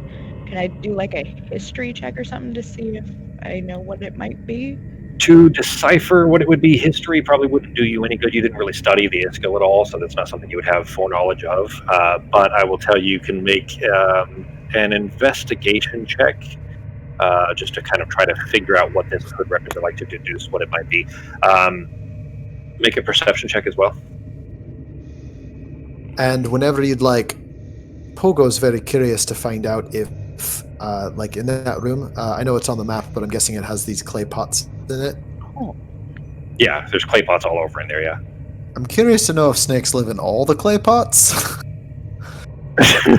Well, if you want to start ripping pot lids off, Well, what I was going to do is I was going to use Mage Hand just to kind of, on the as far as I can, the one furthest away, I was going to kind of pull the top of the thing off and then hide immediately around the corner to where whatever it is couldn't see me, as far as away as I could.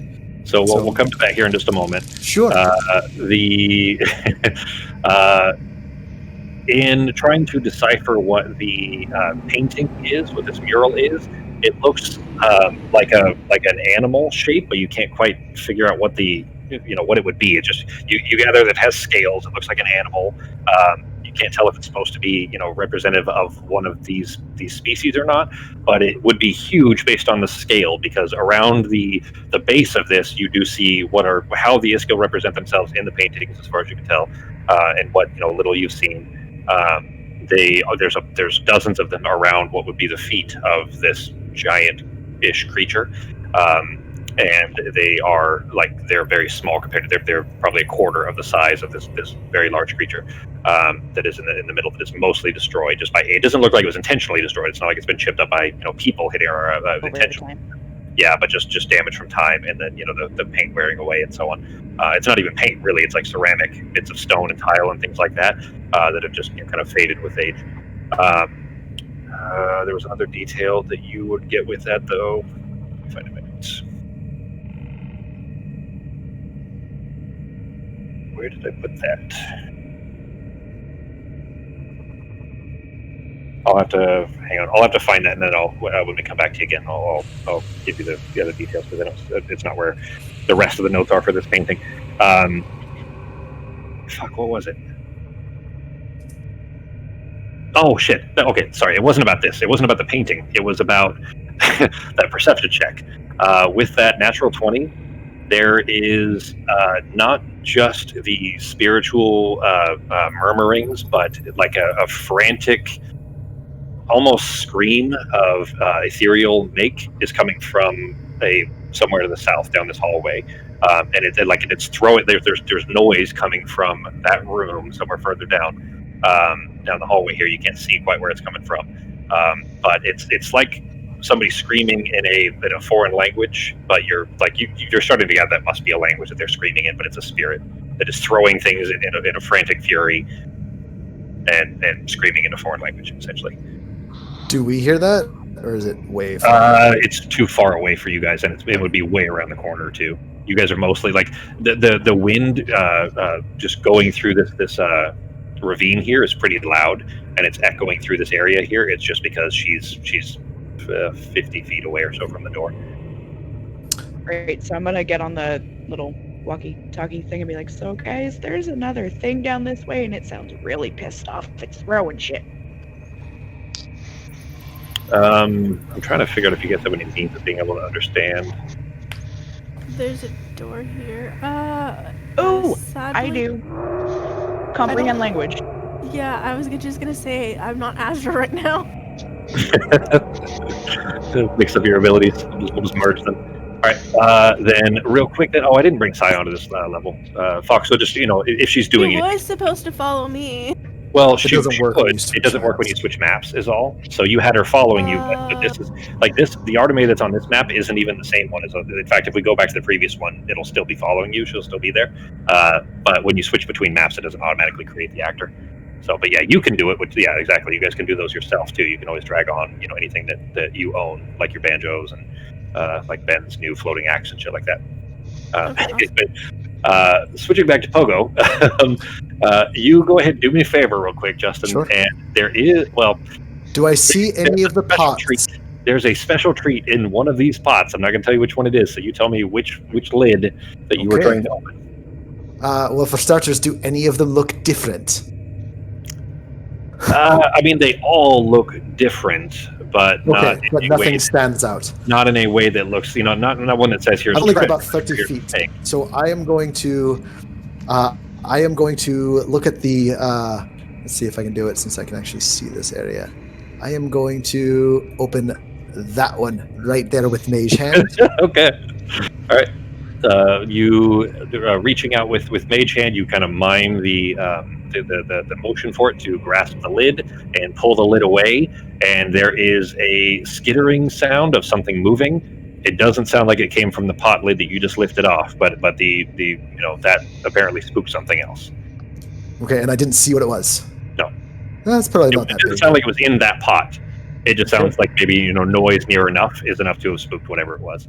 Now I am going to open the. Remember, every time I also jump behind the corner after I use Mage Okay. Hand. All right. I am now going to open the one directly to the north of it in the far corner. All right. You pop the lid open and immediately springs forth another Back giant. around the corner! Back around the corner! You see, kind of peeking up over the edge, like a scared kid trying to hide behind the corner there, peeking up over it. You see, as the lid lifts away, a huge snake head snap out from it and bite onto the lid, and then yank the lid away from you. More than 10 pounds of force. Sure. Easily enough able to yank the lid away from your Mage Hand. It drops the lid confusedly, and it immediately just snakes its head back into the pot. Okay. Can I, now that I know it's there, I would like to cast Suggestion on it. Click that for me. Doesn't it have a minimum intelligence? Oh, let me see. It might. Let me see here. Sorry, I'm gonna reply to Sarah that I found a door, and if Oh, it she has to hasn't found the under- stairway yeah. yet, It has to we should check out the understand me, so never mind. Okay.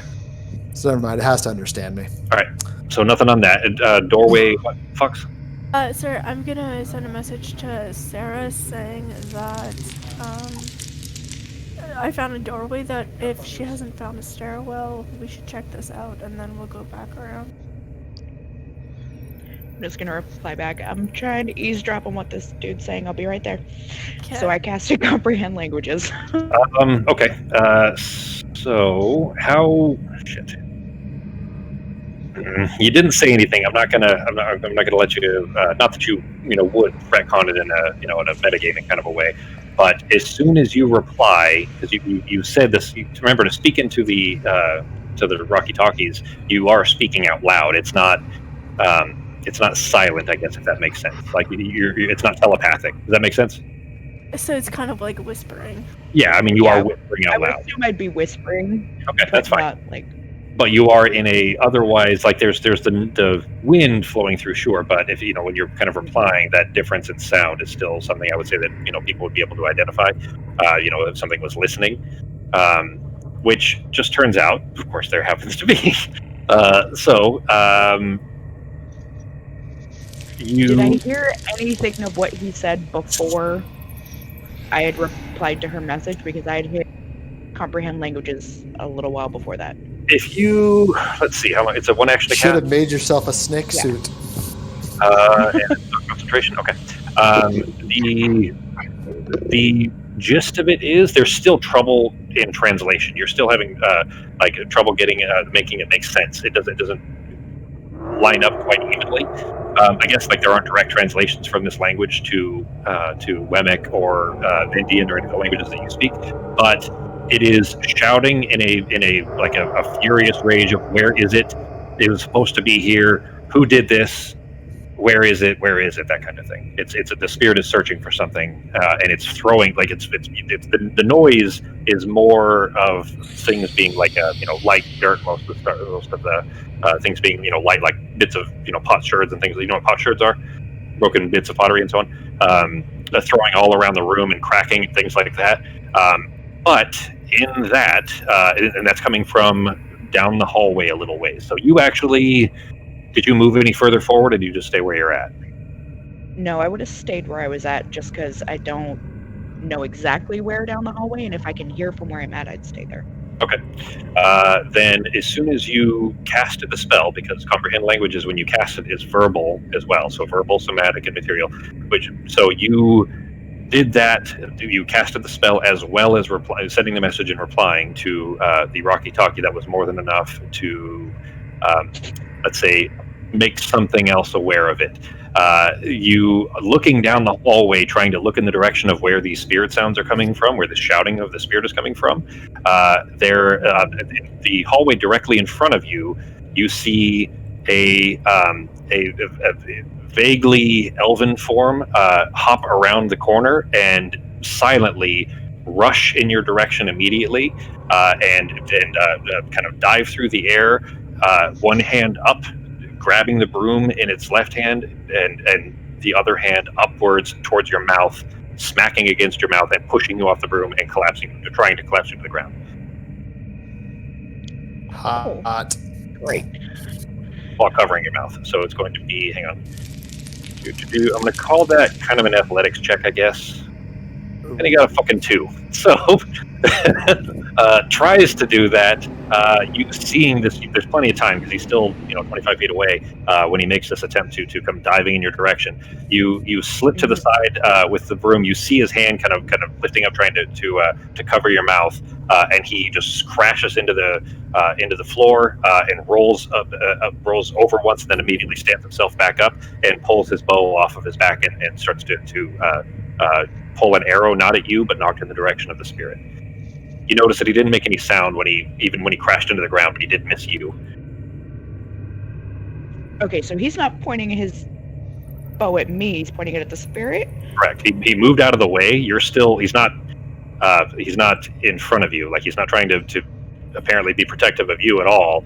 He's just you made noise, and he was rushing at you. You get the impression that you gather from this moment is that he was trying to stop you from making noise, and has now got a bow pointed in the direction of where the spirit noise is coming from. And now we will skip over to Arteme in checking the door. Did you already roll for that investigation? Yeah. Okay. I got an 18. Okay. Looking at the door, it looks like smooth stone. But this, standing in front of it again, you remember that when you were here with Leary before, when you were a kid, she had to show you that it's just smooth stone. There's nothing to it. There's no etchings, no runes, except what looked like pickaxes. Like somebody had tried to, kind of chop through it. But apart from that, there's no intentional markings that you can see. There's no painting or anything of that sort.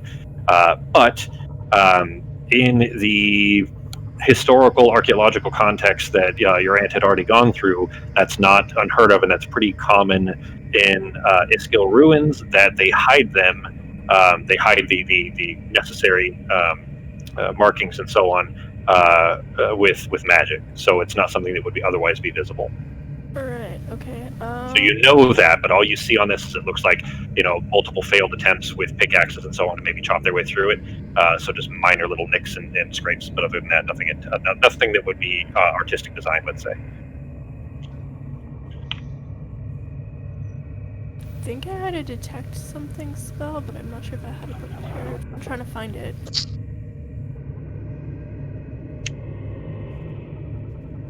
Or was it an original?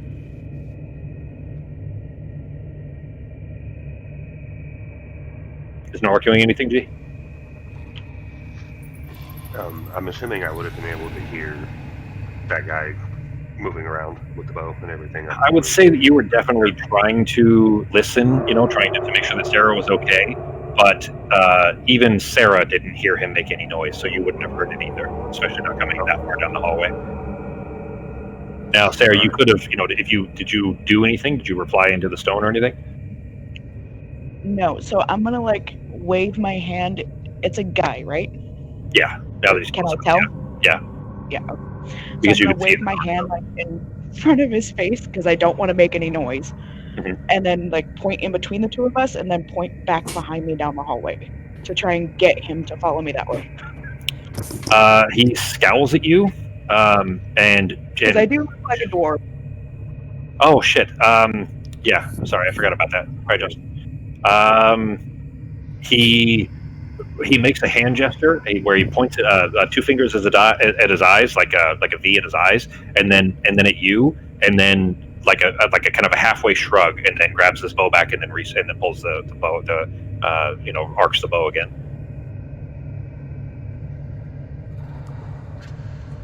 Okay. What is Arteme doing? You were looking for like a ritual or something you might have. Yeah, I'm not finding what I was looking for, but I found detect traps, but that's not really what I'm looking for.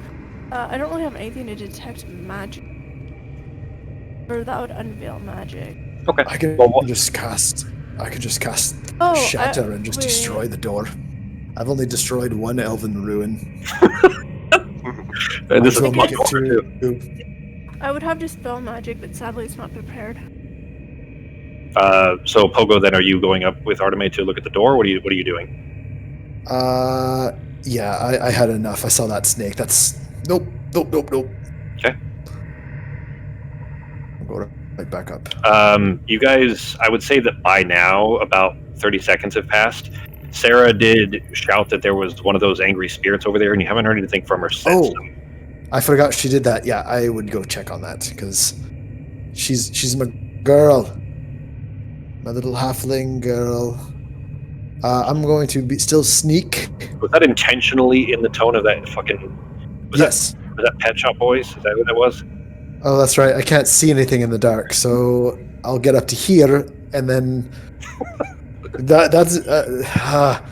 I'm not. Nope. He's not gonna make light. That's. Fuck that. Yeah, I'm gonna go help check on Sarah, and then we'll come back to Well, the you door. can't go with light though, Fox. So if you're gonna go, we can turn your light off. Yeah. My light's not on. Yeah, it is. Well, someone's is. You're gonna turn it off. I turned it off. What? No, you just turned it back on again. Oh my gosh. Okay. It's all right. But it is. Yeah, it's pitch black down that hallway. And That's fine. Norok, can you see down this hallway? What can your giant elf, not elf, eyes see? Oh, okay. Stop. All right. So, when you come around the corner there, Arteme. So her light is on, or is this? Oh shit! Actually, no. She can't see anything. So let me turn it back off. It isn't off. It's like crossed out. I don't know. I thought Yeah, it is. It's off now. Why are you still emanating light? That'd be lag because this level. So I had this level and the one before it already prepared before. Hey, just so you know, guys, if you keep going, there's sunlight, but there's also barrels and snakes.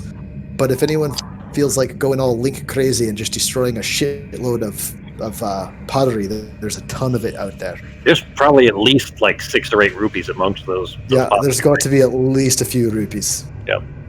Like at least probably 2 greens and 1 blue, maybe. Comes from an old story my grandmother used to tell me about a princess who got captured by a pigment warlord. All right. So then the elf though in front of Sarah still has his bow pulled in that direction. You can hear from behind you. It's still a ways back, but you can kind of sense the presence that your friends are probably coming this way. What are you doing? Okay. So I'm gonna just kind of slowly move the broom backwards and just like hold my hand up behind me, so hopefully they can see me. Maybe They can't see fucking anything. It's pitch black to them. Yeah. They can't even see you at all, let alone the elf that's with you. Well, I don't even I'm think I just gonna have use anything mage currently. hand, but Do I even have a torch right now? I think I used and threw away. I think I might have lost my torch. I don't remember. I think it slipped my mind. Yeah, I don't even have any torches. I threw mine to light the bombs back in the day. I never bothered grabbing another torch. I forgot to grab oil. Damn it, I forgot to grab a bunch of stuff. when I move backwards, does he do anything? How far back you moving? We're gonna try 10 feet first. 15 maybe. Right, so you starts to follow. You still moving back with the broom. He has not reacted at all. He's still arrow, knocked and pointed in the direction of the spirit sounds that are coming from the far side. Right, so I'm just gonna keep flying backwards with my hand up until I notice they're back there, and hope I know that they can see me. Okay. So they stop coming. Arteme, you hear Sai yip just gently, and there's a kind of a whoosh of noise as Sarah basically right in front of your face, has flown over with the broom, flew over Sai's head basically, and is now right in front of you. You can still only barely make her out because of the ambient light coming from the hallway over there. Okay, I'll None of us can see anything. We need, I think, what are we gonna do, guys? Because I'm blind as a bat. And he's still just standing there? Looking over there, he has not moved at all. In fact, he looks almost statuesque. He's just like literally in the exact same position, still tensed, still bow drawn. Right, so I'm gonna go back towards where the sunlight is. I'm hoping far enough back to whisper to them that there's an elf up there with an arrow pointed at the ghost. And we need to be super fucking quiet. Okay. Is everybody going over there with Sarah so that to have their conversation? Yeah. Hey, do you guys want to go destroy some pottery? Kill a couple snakes? That's definitely the conversation to be having right now when there's a strange elf over there who tried to tackle Sarah. Well, I mean, throw style over there. did you recognize him? Is he wearing the same kind of clothes that Frankie was wearing? Yeah, he definitely is garbed similarly to the dwarf that you guys saw. And by the description of what you would expect, yeah, this is the kind of guy that has spent a lot of time living in the woods. Yeah, so I'm pretty sure he's one of those guys. Can any of you guys just speak to him in his own mind so he doesn't have to maybe tell him to come join us so that we can chat and figure out what's going on? Ooh, I can. I'm gonna send him message. Tell him not to reply to it. Becky's got all kinds of new tricks to Yeah. New see. tricks. Tell him not to reply to it, but come So- meet us in the sunlight down the hall. And whisper. Yeah. No, it's all in the mind, so he can reply and... Yeah, but it's more dramatic No, that I way. don't want to say that at the end. I was going to say you can reply to this message, but... I really think these Oh. animated tokens are what's slowing this down, because it's even lagging me a little bit, guys. I'm going to switch them to the regular tokens if you guys don't mind. I'm going to tell you right now, I probably won't notice, so I think you're good. I mean, I did, I invested a bit into having the cool animated tokens, but Yeah. I'd rather have the performance. I honestly, one of these days, want to try like an entire thing with like nothing. I want to try to do it with just no map, just like Oh, theater of the mind, you mean? just all theater of the mind. Yeah, I'm very curious. Lots of people play that way. It's Mhm. a legitimate way to play. Let me finish switching these. Sorry, Becky, what was the message you were sending? I'm just going to tell him... let's see. Come back this way so we can talk without disturbing the ghost. He's startled. There's more than just me here. I've got There some- is. Okay. I'm gonna stay looking kind of like a dwarf. There is. Well, shit. Didn't seem like it. It might take a bit. I'm going to refresh the server real quick, guys. Just to see if this makes a difference after switching off. I took the animation. I switched them back to the PNGs, not the web ends, and then I just applied the filter for basic movement. So it still has some, motion. So there's still that what's the word I'm looking for? Immersion, I guess, a little bit. But they'll be a little bit uniform in the motion as opposed to being the unique animations. Anyways, all right, everybody. Back now. I reloaded this. I reloaded the page, so everybody should be back now, right? Yeah. Cool. All right. Then it's silent for a moment, and then there is a reply that is still whispering. Even though maybe the impression maybe he doesn't know that he doesn't need to whisper, but the reply is, "Can't risk it. They'll let him out." They'll let him out? Is that what he said? Yeah. All They right. will let him out. All right, I'll send him another message. Would you like some help killing it? Or them. Or them? Another kind of silent for a moment. We're going to need more help than just what you and your friends have brought. They've already killed the rest of my men anyway. I don't know. We've managed to make it out of some pretty bad situations. And then, a moment again. Either way, I need him to find it first. Find what? What he's after.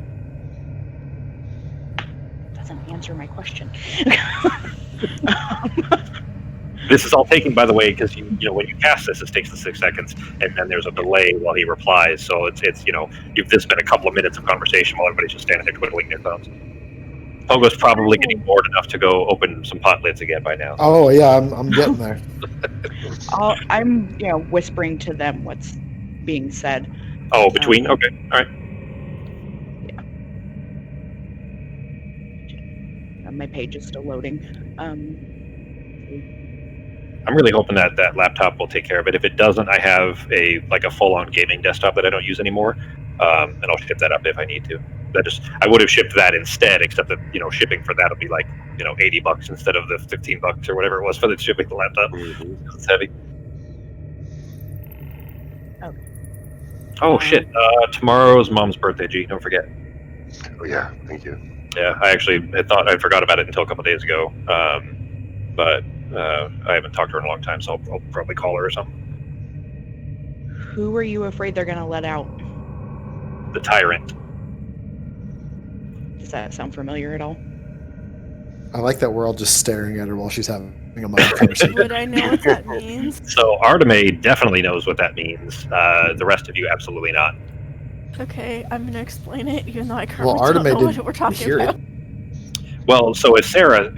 So Sarah said she's repeating everything yeah. that he says to us. Since it's taking a long whispering time anyway. Yeah, since it's taking a long time anyway, Becky said that Sarah was repeating back out what the conversation is going. Arteme, you know that so the Iskil were the ancient enemy of the elves, like that. They were always at war with each other for like the inception of elves, essentially, like elves in their earliest ages, in their earliest evolutionary stages, when they were essentially, think of it like when humans were still Neanderthal, right? So in that version for the elves, 150 to 200,000 years ago, is when they were at war with the Iskil, and that was the height of the Iskil Empire. The Iskil were enslaving the elves and kind of essentially wiping them out just because they couldn't procreate fast enough. Elves don't bang very much. Well, at least not for procreation, anyways. Anyways, the tyrants were called that by the elves, and hence this that's the term that he used. But they were gargantuan Iskil that were very difficult to take down, and were just a constant threat to the elves. And a tyrant being here, it is like sends chills through your bones. Like it's an absolutely terrifying idea. Okay, so that's really not good. Yeah. Do I get the feeling that that's the gigantic creature painting thing I saw? For sure. Right, that's terrible. They're not like godlike beings. They're not even the warrior, the warrior chaos that you guys killed. That was a much bigger deal than a tyrant. But remember, keep in mind, this was the kind of primitive version of the elves trying to fight back without technology, without the arcane capability to do so, against a creature that was much more powerful than them. But in modern terms, it would be like humans versus Godzilla, that kind of thing. Okay, and he said that he needed them to find it first? Yeah, he needed the spirit that's in the other room. I need him to find it first, is basically what he said. I don't remember verbatim, but that was what he said. Find what? I asked, he wouldn't tell me. I thought we let him die and go check the pots that Pogo wanted to check out and then go kill it. Well, there's at least one If big... they're not going to be helpful, I mean... I don't give a shit. The other guy's already dead. He's one guy, and he's not going to play well with others, so... Yeah, but he may know where the Ark is. Well, so... I just pointed the compass. Look at your compass. Which way is your compass pointing and telling you to go right now? I'm gonna re-whisper the word and wait for the compass to activate. Okay. It spins again. This time it is still up, but slightly southeast rather than straight east. Okay, Not so that it's much, moving though. a Like bit. an insignificant difference. I would say that anybody else wouldn't even be able to tell that there was any difference, but with your elven accuracy, you can tell the difference. All right. Well, fuck it. Fuck it. Let's go down to the bottom of the. Let's go. Here we go. Let's go down to the bottom, the outside area. Check your compass again. See if it keeps pointing south or if it keeps pointing to the east. Sure. Come on. I'm gonna message him one more time before we leave. Okay. Are you sure you don't want some help with this? Because we're relatively strong, and I don't want to just leave you here to fight this thing by yourself since he apparently already killed all of your men. There's a pause. Of course I want help. I don't have a death wish. Then tell us what you want us to do. Like, what do you want help with exactly? I want you to stop making noise. If he finds you and he stops looking for what he's looking for, then I won't find it either. What are you Oh, looking for? fuck this. Let's go kill the thing in that room, and then we'll find the thing. Why do you need him to find it? Why can't you find it yourself? Because I can't see it. So only the ghost can see it? It's of their own making. They can see it. We can't. Great. It's the only way that we'll get the ark back. Yeah, guys, I think we should stay and help. Since apparently we can't get what we want without helping him. Yeah, but we could track the arc with the compass. We don't need to see it to track it.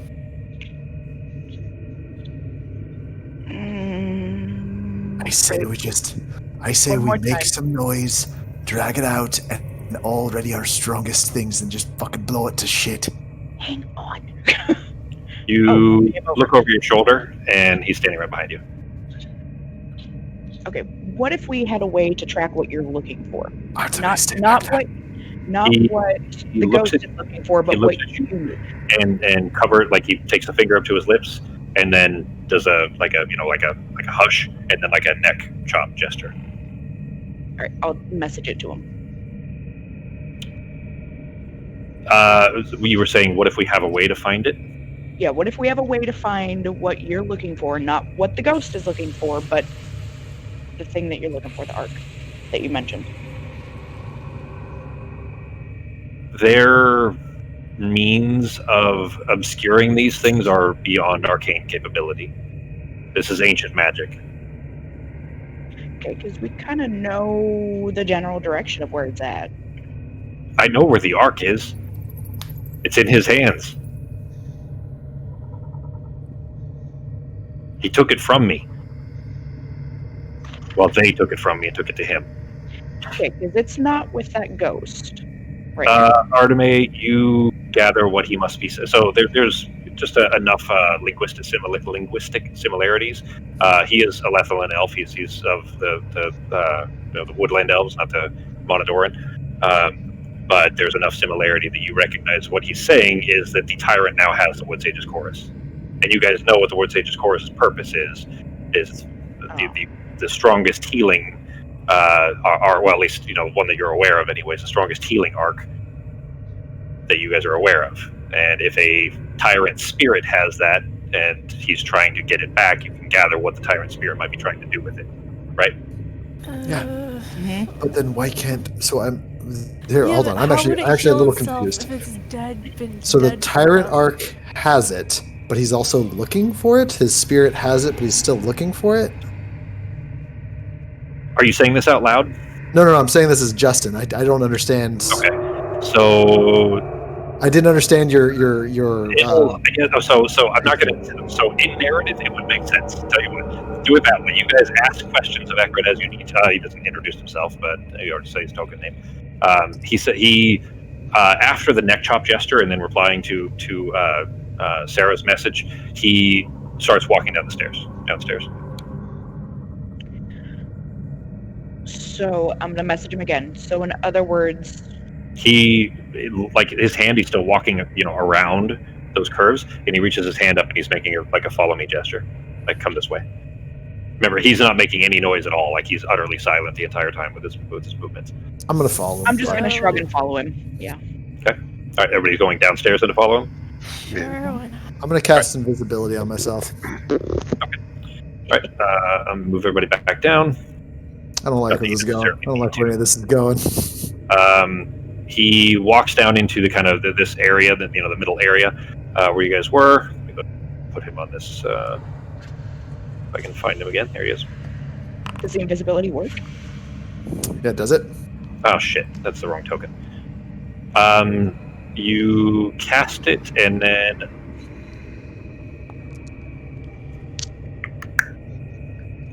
you cast it, and you begin to disappear. And then, as you're making your way down the steps, trying to be as quiet as you can, by the time you make it about halfway down the steps, you looking at your feet, being careful, and kind of plodding along, you see your shoes begin to reappear again. Well, apparently you weren't wrong. You do still lose a spell slot, by the way. Oh yeah, nope, that's gone.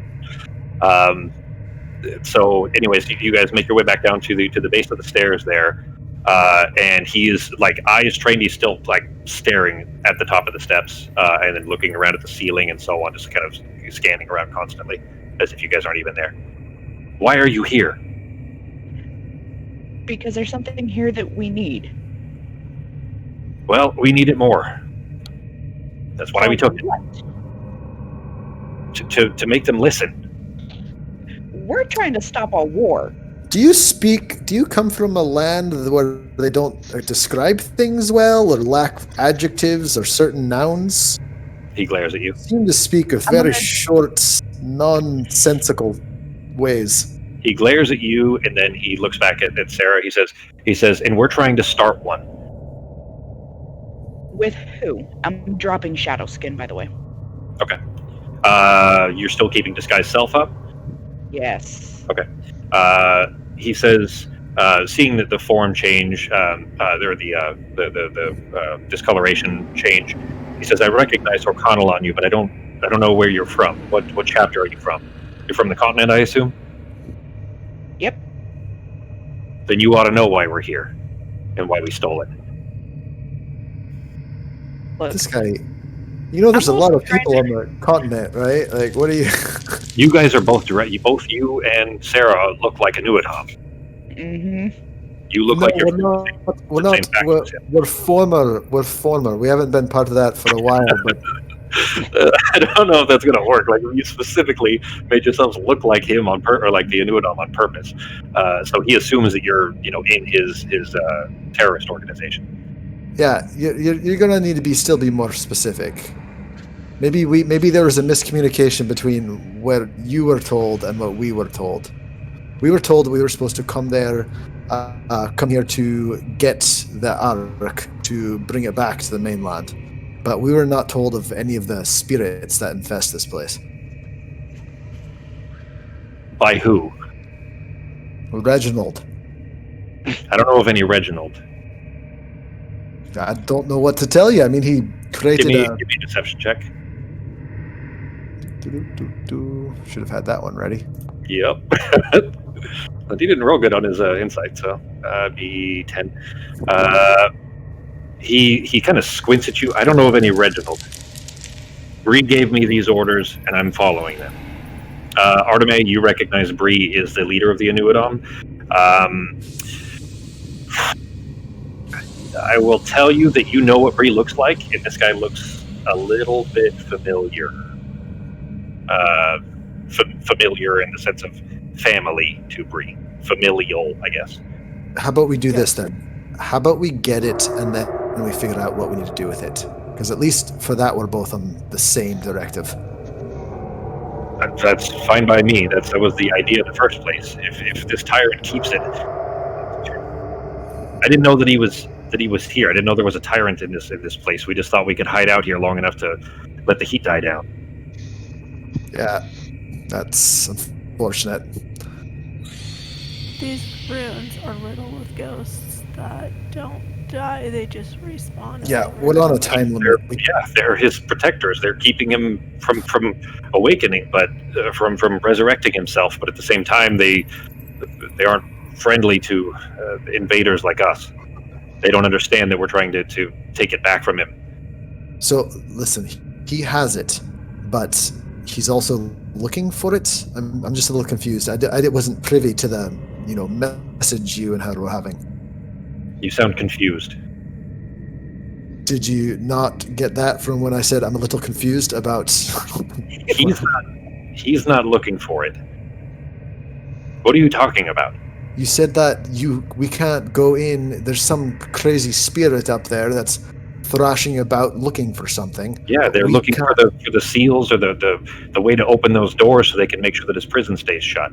There's a bunch of doors. There's a series of doors with traps that lead to him, and they're trying to get to him to get presumably get the ark away from him. But I don't want them to have it either. Well, what if we just all Bill are bad is she's just what if we just murder them and then we just break these things down from brute force? Wouldn't be the first time. I mean, we don't care about these ruins. He looks at Arteme and he chuckles, and he looks back at you. There's no brute forcing these. They've stood for 200,000 years. They're sealed by magic. The only way to open any of the doors is to dispel the magic on them. Primal magics, even. So then what are we supposed to do? Just wait till it's open, and then when it's open, we just rush in before they have a chance to do anything with their big boss man? What I was trying to do before you all showed up is watch him until he found the whatever seal part he was looking for to get that door open, and then hopefully kill him and take it from him and open the door myself. Okay, now, if you all are as capable as you pretend to be, or as you say you are, then maybe we can do that, but we'll still have the rest of the doors to get through first. So we have to get the other doors open first, and then once someone else, no, I understand perfectly. All right, so, everyone? So out of DM to Justin, then what is it that I'm not explaining? Well, so we have the spirit that's around the corner that he was pointing an arrow at the arrow was at. That's not the tyrant. That's a different spirit. This is what I got. There's spirits that are trying to resurrect the tyrant. No, and they're looking for. Stop there. There's also spirits that are protecting the tyrant. Or there are no spirits trying to resurrect the tyrant. No. This whole spirit. Stop. This whole place is a prison to keep the tyrant locked in, to seal him in. He's the only. None of them are friendly, let's say, but they all are trying to keep him locked up. All of all the statues that were staring at the door. Mm-hmm. That's the whole place here is to keep him from being able to get out again. The tyrants were not good to the Iskil either, but the spirits that are in here, the boards, I guess, to keep him sealed up have been broken and are just from age breaking apart. And that spirit that was upstairs that he was pointing the arrow at was looking for those parts to try to put the seals back together. Okay, so but those seal parts are invisible except to him. Correct. So we have to let him find the seal parts, and once he finds the seal parts, we let him. Well, this is what I don't understand. The seal parts are going to keep those doors shut, which we don't want. Well, think of it. The seal parts are keys. Got it. Like that. So we need to wait for him to find the invisible keys, and then we need to kill him after he puts them back so that we can use them to unlock the doors? Or at least if you... So I could see where this would be, a little bit confusing because you have an invisibility thing is also confusing me. You guys interrupted it in the middle. So once you don't know what... Okay, it's not that the things are invisible, it's that you won't be able to tell what it is. Like it's invisible in the sense that it's a physical object, but you have no idea what it is. It could be anything until you fix it up and you know what it is. Yeah. So it's puzzle pieces to where you're not sure what the piece of. You don't even know what the puzzle is. Like. Yeah, you don't even know. So you have no idea. There's 10 billion objects in this place of broken pieces of pottery and so on. You don't know which one could be. All we need to do is wait for that fucker to find the thing and then kill him. But we have to also maybe wait for him to bring the thing to where it's supposed to go, because it sounds like we don't really know what it's supposed to do either. Could be. I have a DM question. How long has it been since Frankie walked out? An hour. 35, 40 minutes, maybe. Great. So I'm going to message Norok, Pogo, and Arteme all separately and just be like, okay, guys, I got like 20 minutes left of this disguise spell, and then he's going to know that I am not a dwarf. So And in my mind, I'm Yeah, just gonna there's tell her that. back. Well, I'm super confused anyway, so I don't really. I mean, I don't know. We could. I mean, I don't really care. We could just like. Let's just Okay. let this spirit thing do its thing. I'm gonna look at him. All right. So at this point, I mean, we're just gonna have to all work together to get what we want. And once we get the arc, we will figure it out from there. You're not gonna be real happy in a minute. And then I'm gonna drop this guy's self. Okay. I'm still readying my thing. By the way, I never stopped readying it. Your vicious mockery. Just in case. It's You just- there. Just changed it to work for an elf instead. Well, I guess you were kind of preparing that it could be one of the Inuadam anyway. His jaw drops slightly, looking at you, and then looks over at Pogo. Explain yourself. Are you spies, infiltrators? No, actually, we don't really have anything to do with whatever it is that you're doing. We just need the arc. Like I said, we were trying to stop a war. And like I said, I'm trying to start I'm one. gonna use, can't I'm have gonna it. use my hat to turn me into a really sexy female dwarf. Still with beard. No beard, like cleavage. Like, you got us. This is how we actually are. Oh my god. Like Oh, I shit. said, What's that? we can figure that out once we get the arc. But it seems like you lost all your men, and we need you to figure out how to get in there, so Can't we We're both just use the together. arc? Why don't you use it to start a war, and we'll use it to end one? The arc can't go to two they are places two at different once. wars. You can't use it. That sounds like a zero-sum game. I mean, plus one more, minus one more. Everybody's still the same, right? It's the same. Who cares? If one war is over there and another war is over here, we need to start investing in a war. Look, we can deal with that problem when we get there. If you're willing to help me get it back out of the tyrant's hands, it'll be worth the effort. That sounds like a plan to me. I'm Serafina, by the way. I'm Ekrid. It's nice to meet you. And he's scowling. It's clear that he's not telling the truth. That's what My he is. name's Daniela. Thanks he- for not killing he me, does- by the way. I was just trying to keep you quiet so you didn't give our position away. I apologize. No. I was aggressive. No, that's fine. I understood that. I meant now that I'm no longer looking like a dwarf. I didn't quite believe you in the first place. I believed him a little more until he turned into this awful abomination. Are you more like? Are you more into the hot dog and less the taco? What? More about more. You get the impression that he's probably not super, a huge fan of dwarves either. But your impersonation of a female dwarf maybe didn't really much. Oh, you get a 23. Was that? No, that deception was earlier, right? That was the one from a minute ago. Anyways, but as far as the situation here, though, you get the impression that he didn't quite believe you, anyways. Specifically because there was no Reginald. Okay, I'm gonna ask a question. It might sound kind of odd. I feel like Jeremy, you really give your NPCs a higher, like you have a higher faith in people's general knowledge than. I feel like most people just would be like, How do you mean? Do you mean in the sense of like people like, are dumb as shit. That's fair, but I mean, so the thing is, you have to realize too that you guys, as My NPCs believe like everything people say because I know that the average person's just stupid enough to where they'd probably believe this shit. all right, but imagine it like Everyone's this: so cynical. these guys, so specifically, this guy is going to be extremely suspicious because he's a terrorist. Like he's expecting that people are going to try to infiltrate and do what you guys did, although not for the same reasons that you did it. But you guys pretending to be members of the Inuadam, he would be suspicious immediately anyway. Does that make sense? Sure. So in the situation, because he's a wanted man anyway, and having stolen a priceless artifact with the intent of taking it to the continent, and starting a war with it, there's no way he's going to trust you outright anyways, especially not with just one deception check. Okay, I'm gonna ask how he intends to use it to start a war.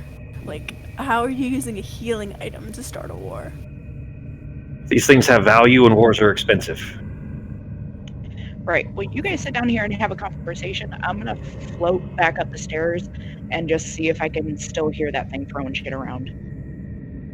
Okay. Don't let me find it while we're all sitting down here talking. So he won't leave you to do that is the thing. So he immediately starts following you up the way. So he just kind of gestures to you to be silent and starts following you back up. I'm gonna call Sarah to come back for a sec and then put Pass Without Trace on it. Okay. If I could find it in my skill list. Just go ahead and mark up a spell slot. We know how it works anyways. Just mark off the spell number and we'll as long as that's there, then we'll assume that you've put that up. It is concentration based, so you will have that up. For that reason, actually, you do want to click it so that it does put the proper concentration on you, so that it'll Yeah, I'm automatically trying to check. find it. I'll tell you which one it is here in a second. Before next game, I'll have the new There we version. go, found. You found it? All right. So we'll have character sheets that the things aren't blocking anymore. There we go. Okay, it's up, and I think I could target it on other people too. It works for 10 people in your vicinity, something like that. You and your companions from detection. Each creature you choose within 30 feet of you, including you, has 10 plus bonus to. Ooh, I am Okay. a fart Yeah. in the wind with this So, fucking. yeah, I'm setup. gonna You know how put fast it that on freeze works. everyone. Victor uses Pass Without Trace all the time. Yeah. But Yeah. like with this, with my plus 13 or whatever it is for stealth, Yeah. and my advantage, Yeah, I forgot you had those shoes. You should definitely be using those all the time. I know I'll go I back forget up. too because my thing is so high. It's just like rare ever need it. Yeah. We have to everybody stay go back within 30 feet. Yeah, Yeah. we have to stay within 30 feet of our guys. So stay close-ish. I'm gonna bring up the rear because I still am not 100% positive on what we're doing. I think I know. I'm gonna stay with Rick since I can message him and anybody else that I need to. Okay, so you're just going to float like right behind him? Yep. All right, you guys go back down the hallway towards where that painting is? All right, then because we're coming close to time anyways, I'll tell you that you come to the end of the hallway. You're the only one that can see. Everybody is kind of having to conga line, touch shoulders to make their way through it. Apparently, Eckert can see just fine. He also is completely silent, like zero sound. I bet he's got some nice shoes. He probably has Pass Without Trace and some stealth gear. Yeah, Steal his shoes if he does. you've noticed that his footfalls make zero sound. He's not even trying, and even when he ran at Sarah, like full speed sprinted at Sarah, and then missed, hit the ground, somersaulted, and then flew back. Stood back up on his feet, all silently. So completely silent through all of that. But anyways, when you come near the edge, like near the corner there, you can see a faint glowing blue light in the room that was directly ahead of you that Eckert was in earlier, and there's now the noise of flinging things is coming from that room instead. Does that make sense? So they moved around. I'm gonna follow his lead. Okay. Yeah. I'm gonna go a bit farther back, and then I'm going to just the other end of the. You cut out in the middle of that there, Fox. Sorry, You- I'm gonna go. It kind of sounded like she was gonna say Oh she's my gonna gosh. shit at the other end of the hall. No, I'm gonna. What? Oh, all right. That's what I heard. Okay, no, I'm I'm gonna go back at to the the other other end end of the hall, and Okay. then I'm going to use the. I'm gonna whisper very, very quietly to Sarah, saying, "If we cannot come to an agreement with this guy, I am just going to kill him." And I so will to be ready. message. So I'm gonna send that to Norok and Pogo too, but I'm gonna whisper it very, very quietly through the stones and then To the come rocky. back. Okay. All right. I will tell you too that the Anuadam are not friendly to the major populace of elves too. Their terrorist attacks are not just against humans. They They're against pretty much anybody who doesn't believe in what they believe. Which yeah, is anybody worse. that stands in their way of trying to force war with the Empire or with humans in general, any of the species subjugated them. Which is, the irony being a little bit of the Iskil were their previous subjugators, and now, that he's trying to deal with them to start a war with a different, massive empire of people. Mhm. I'm gonna message back using message, not the earring, so he can't hear me. Mhm. Just be like, you're starting to sound like Pogo, right? I mean, this guy hasn't really done anything to us. Maybe we should at least wait and see. I'm gonna reply to her that some of the stuff that their group has done would warrant it. That's And fine. He may not be bad. Or at least not all bad. At least not yet. Arteme, you're pretty sure that this must be like the brother, because you know that Bree has a brother that's important and pretty high up in the organization, and you think this must be him. In fact, actually, never mind. He introduced himself as Ekron. You know for sure it's him. So I'm just gonna tell her that he's like second in command, so he's privy to all the plans and probably forms most of them too. They're a pretty radical, like fucked up organization, so it's not a surprise to you at all. But you definitely would. He's a wanted man anywhere in any Elvish nation, but certainly pretty much anywhere that in the Empire or anywhere else nearby, just because of he's being hated by practically everyone. I'm just gonna tell her like a few 100 million dead. Any that don't cede their views end up dead if they somehow even inadvertently get in their way. All right, fine. You can kill him, but at least let's use him first, okay? Not just being there. That was the message, right? Because you're like, Yes, that was the message. Yeah, no, I was replying to her message. It was all telepathic.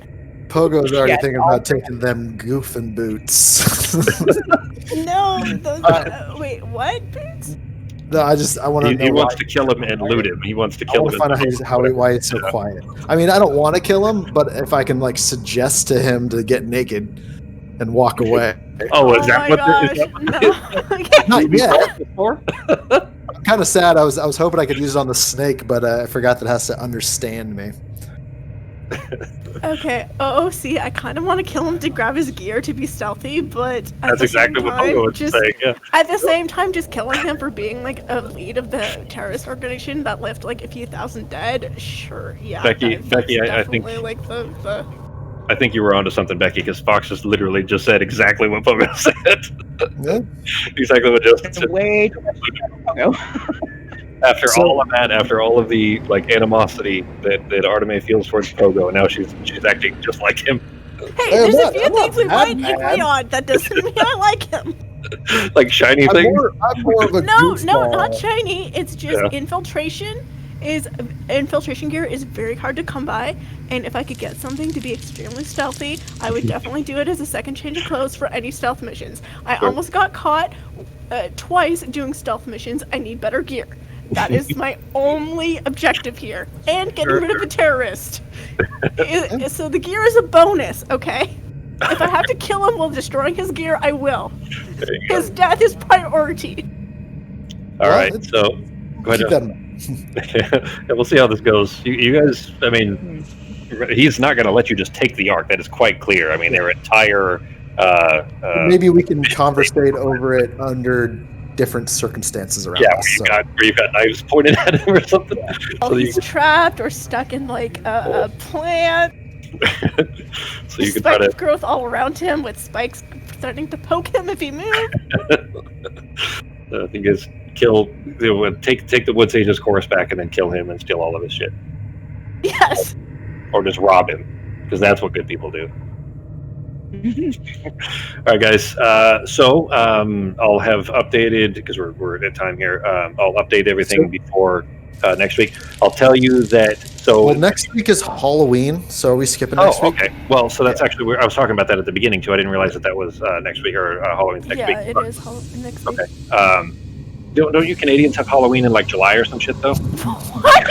Oh my god, no! You do Thanksgiving at the wrong time, don't you? No, our Thanksgiving is different, so it's at a different time of year. Yeah, it's at the wrong time. That's wow. No, yours is just really weirdly close to Christmas. I don't get that. It makes no sense. Like you have two huge family dinners really close together. Like, aren't you stuffed from Thanksgiving well, once really, Christmas comes around? Well, and Halloween is a month before that. So, I mean, it's just Halloween and then Thanksgiving and then Christmas all like back to back, all 4 weeks apart. Yeah, that's just weird.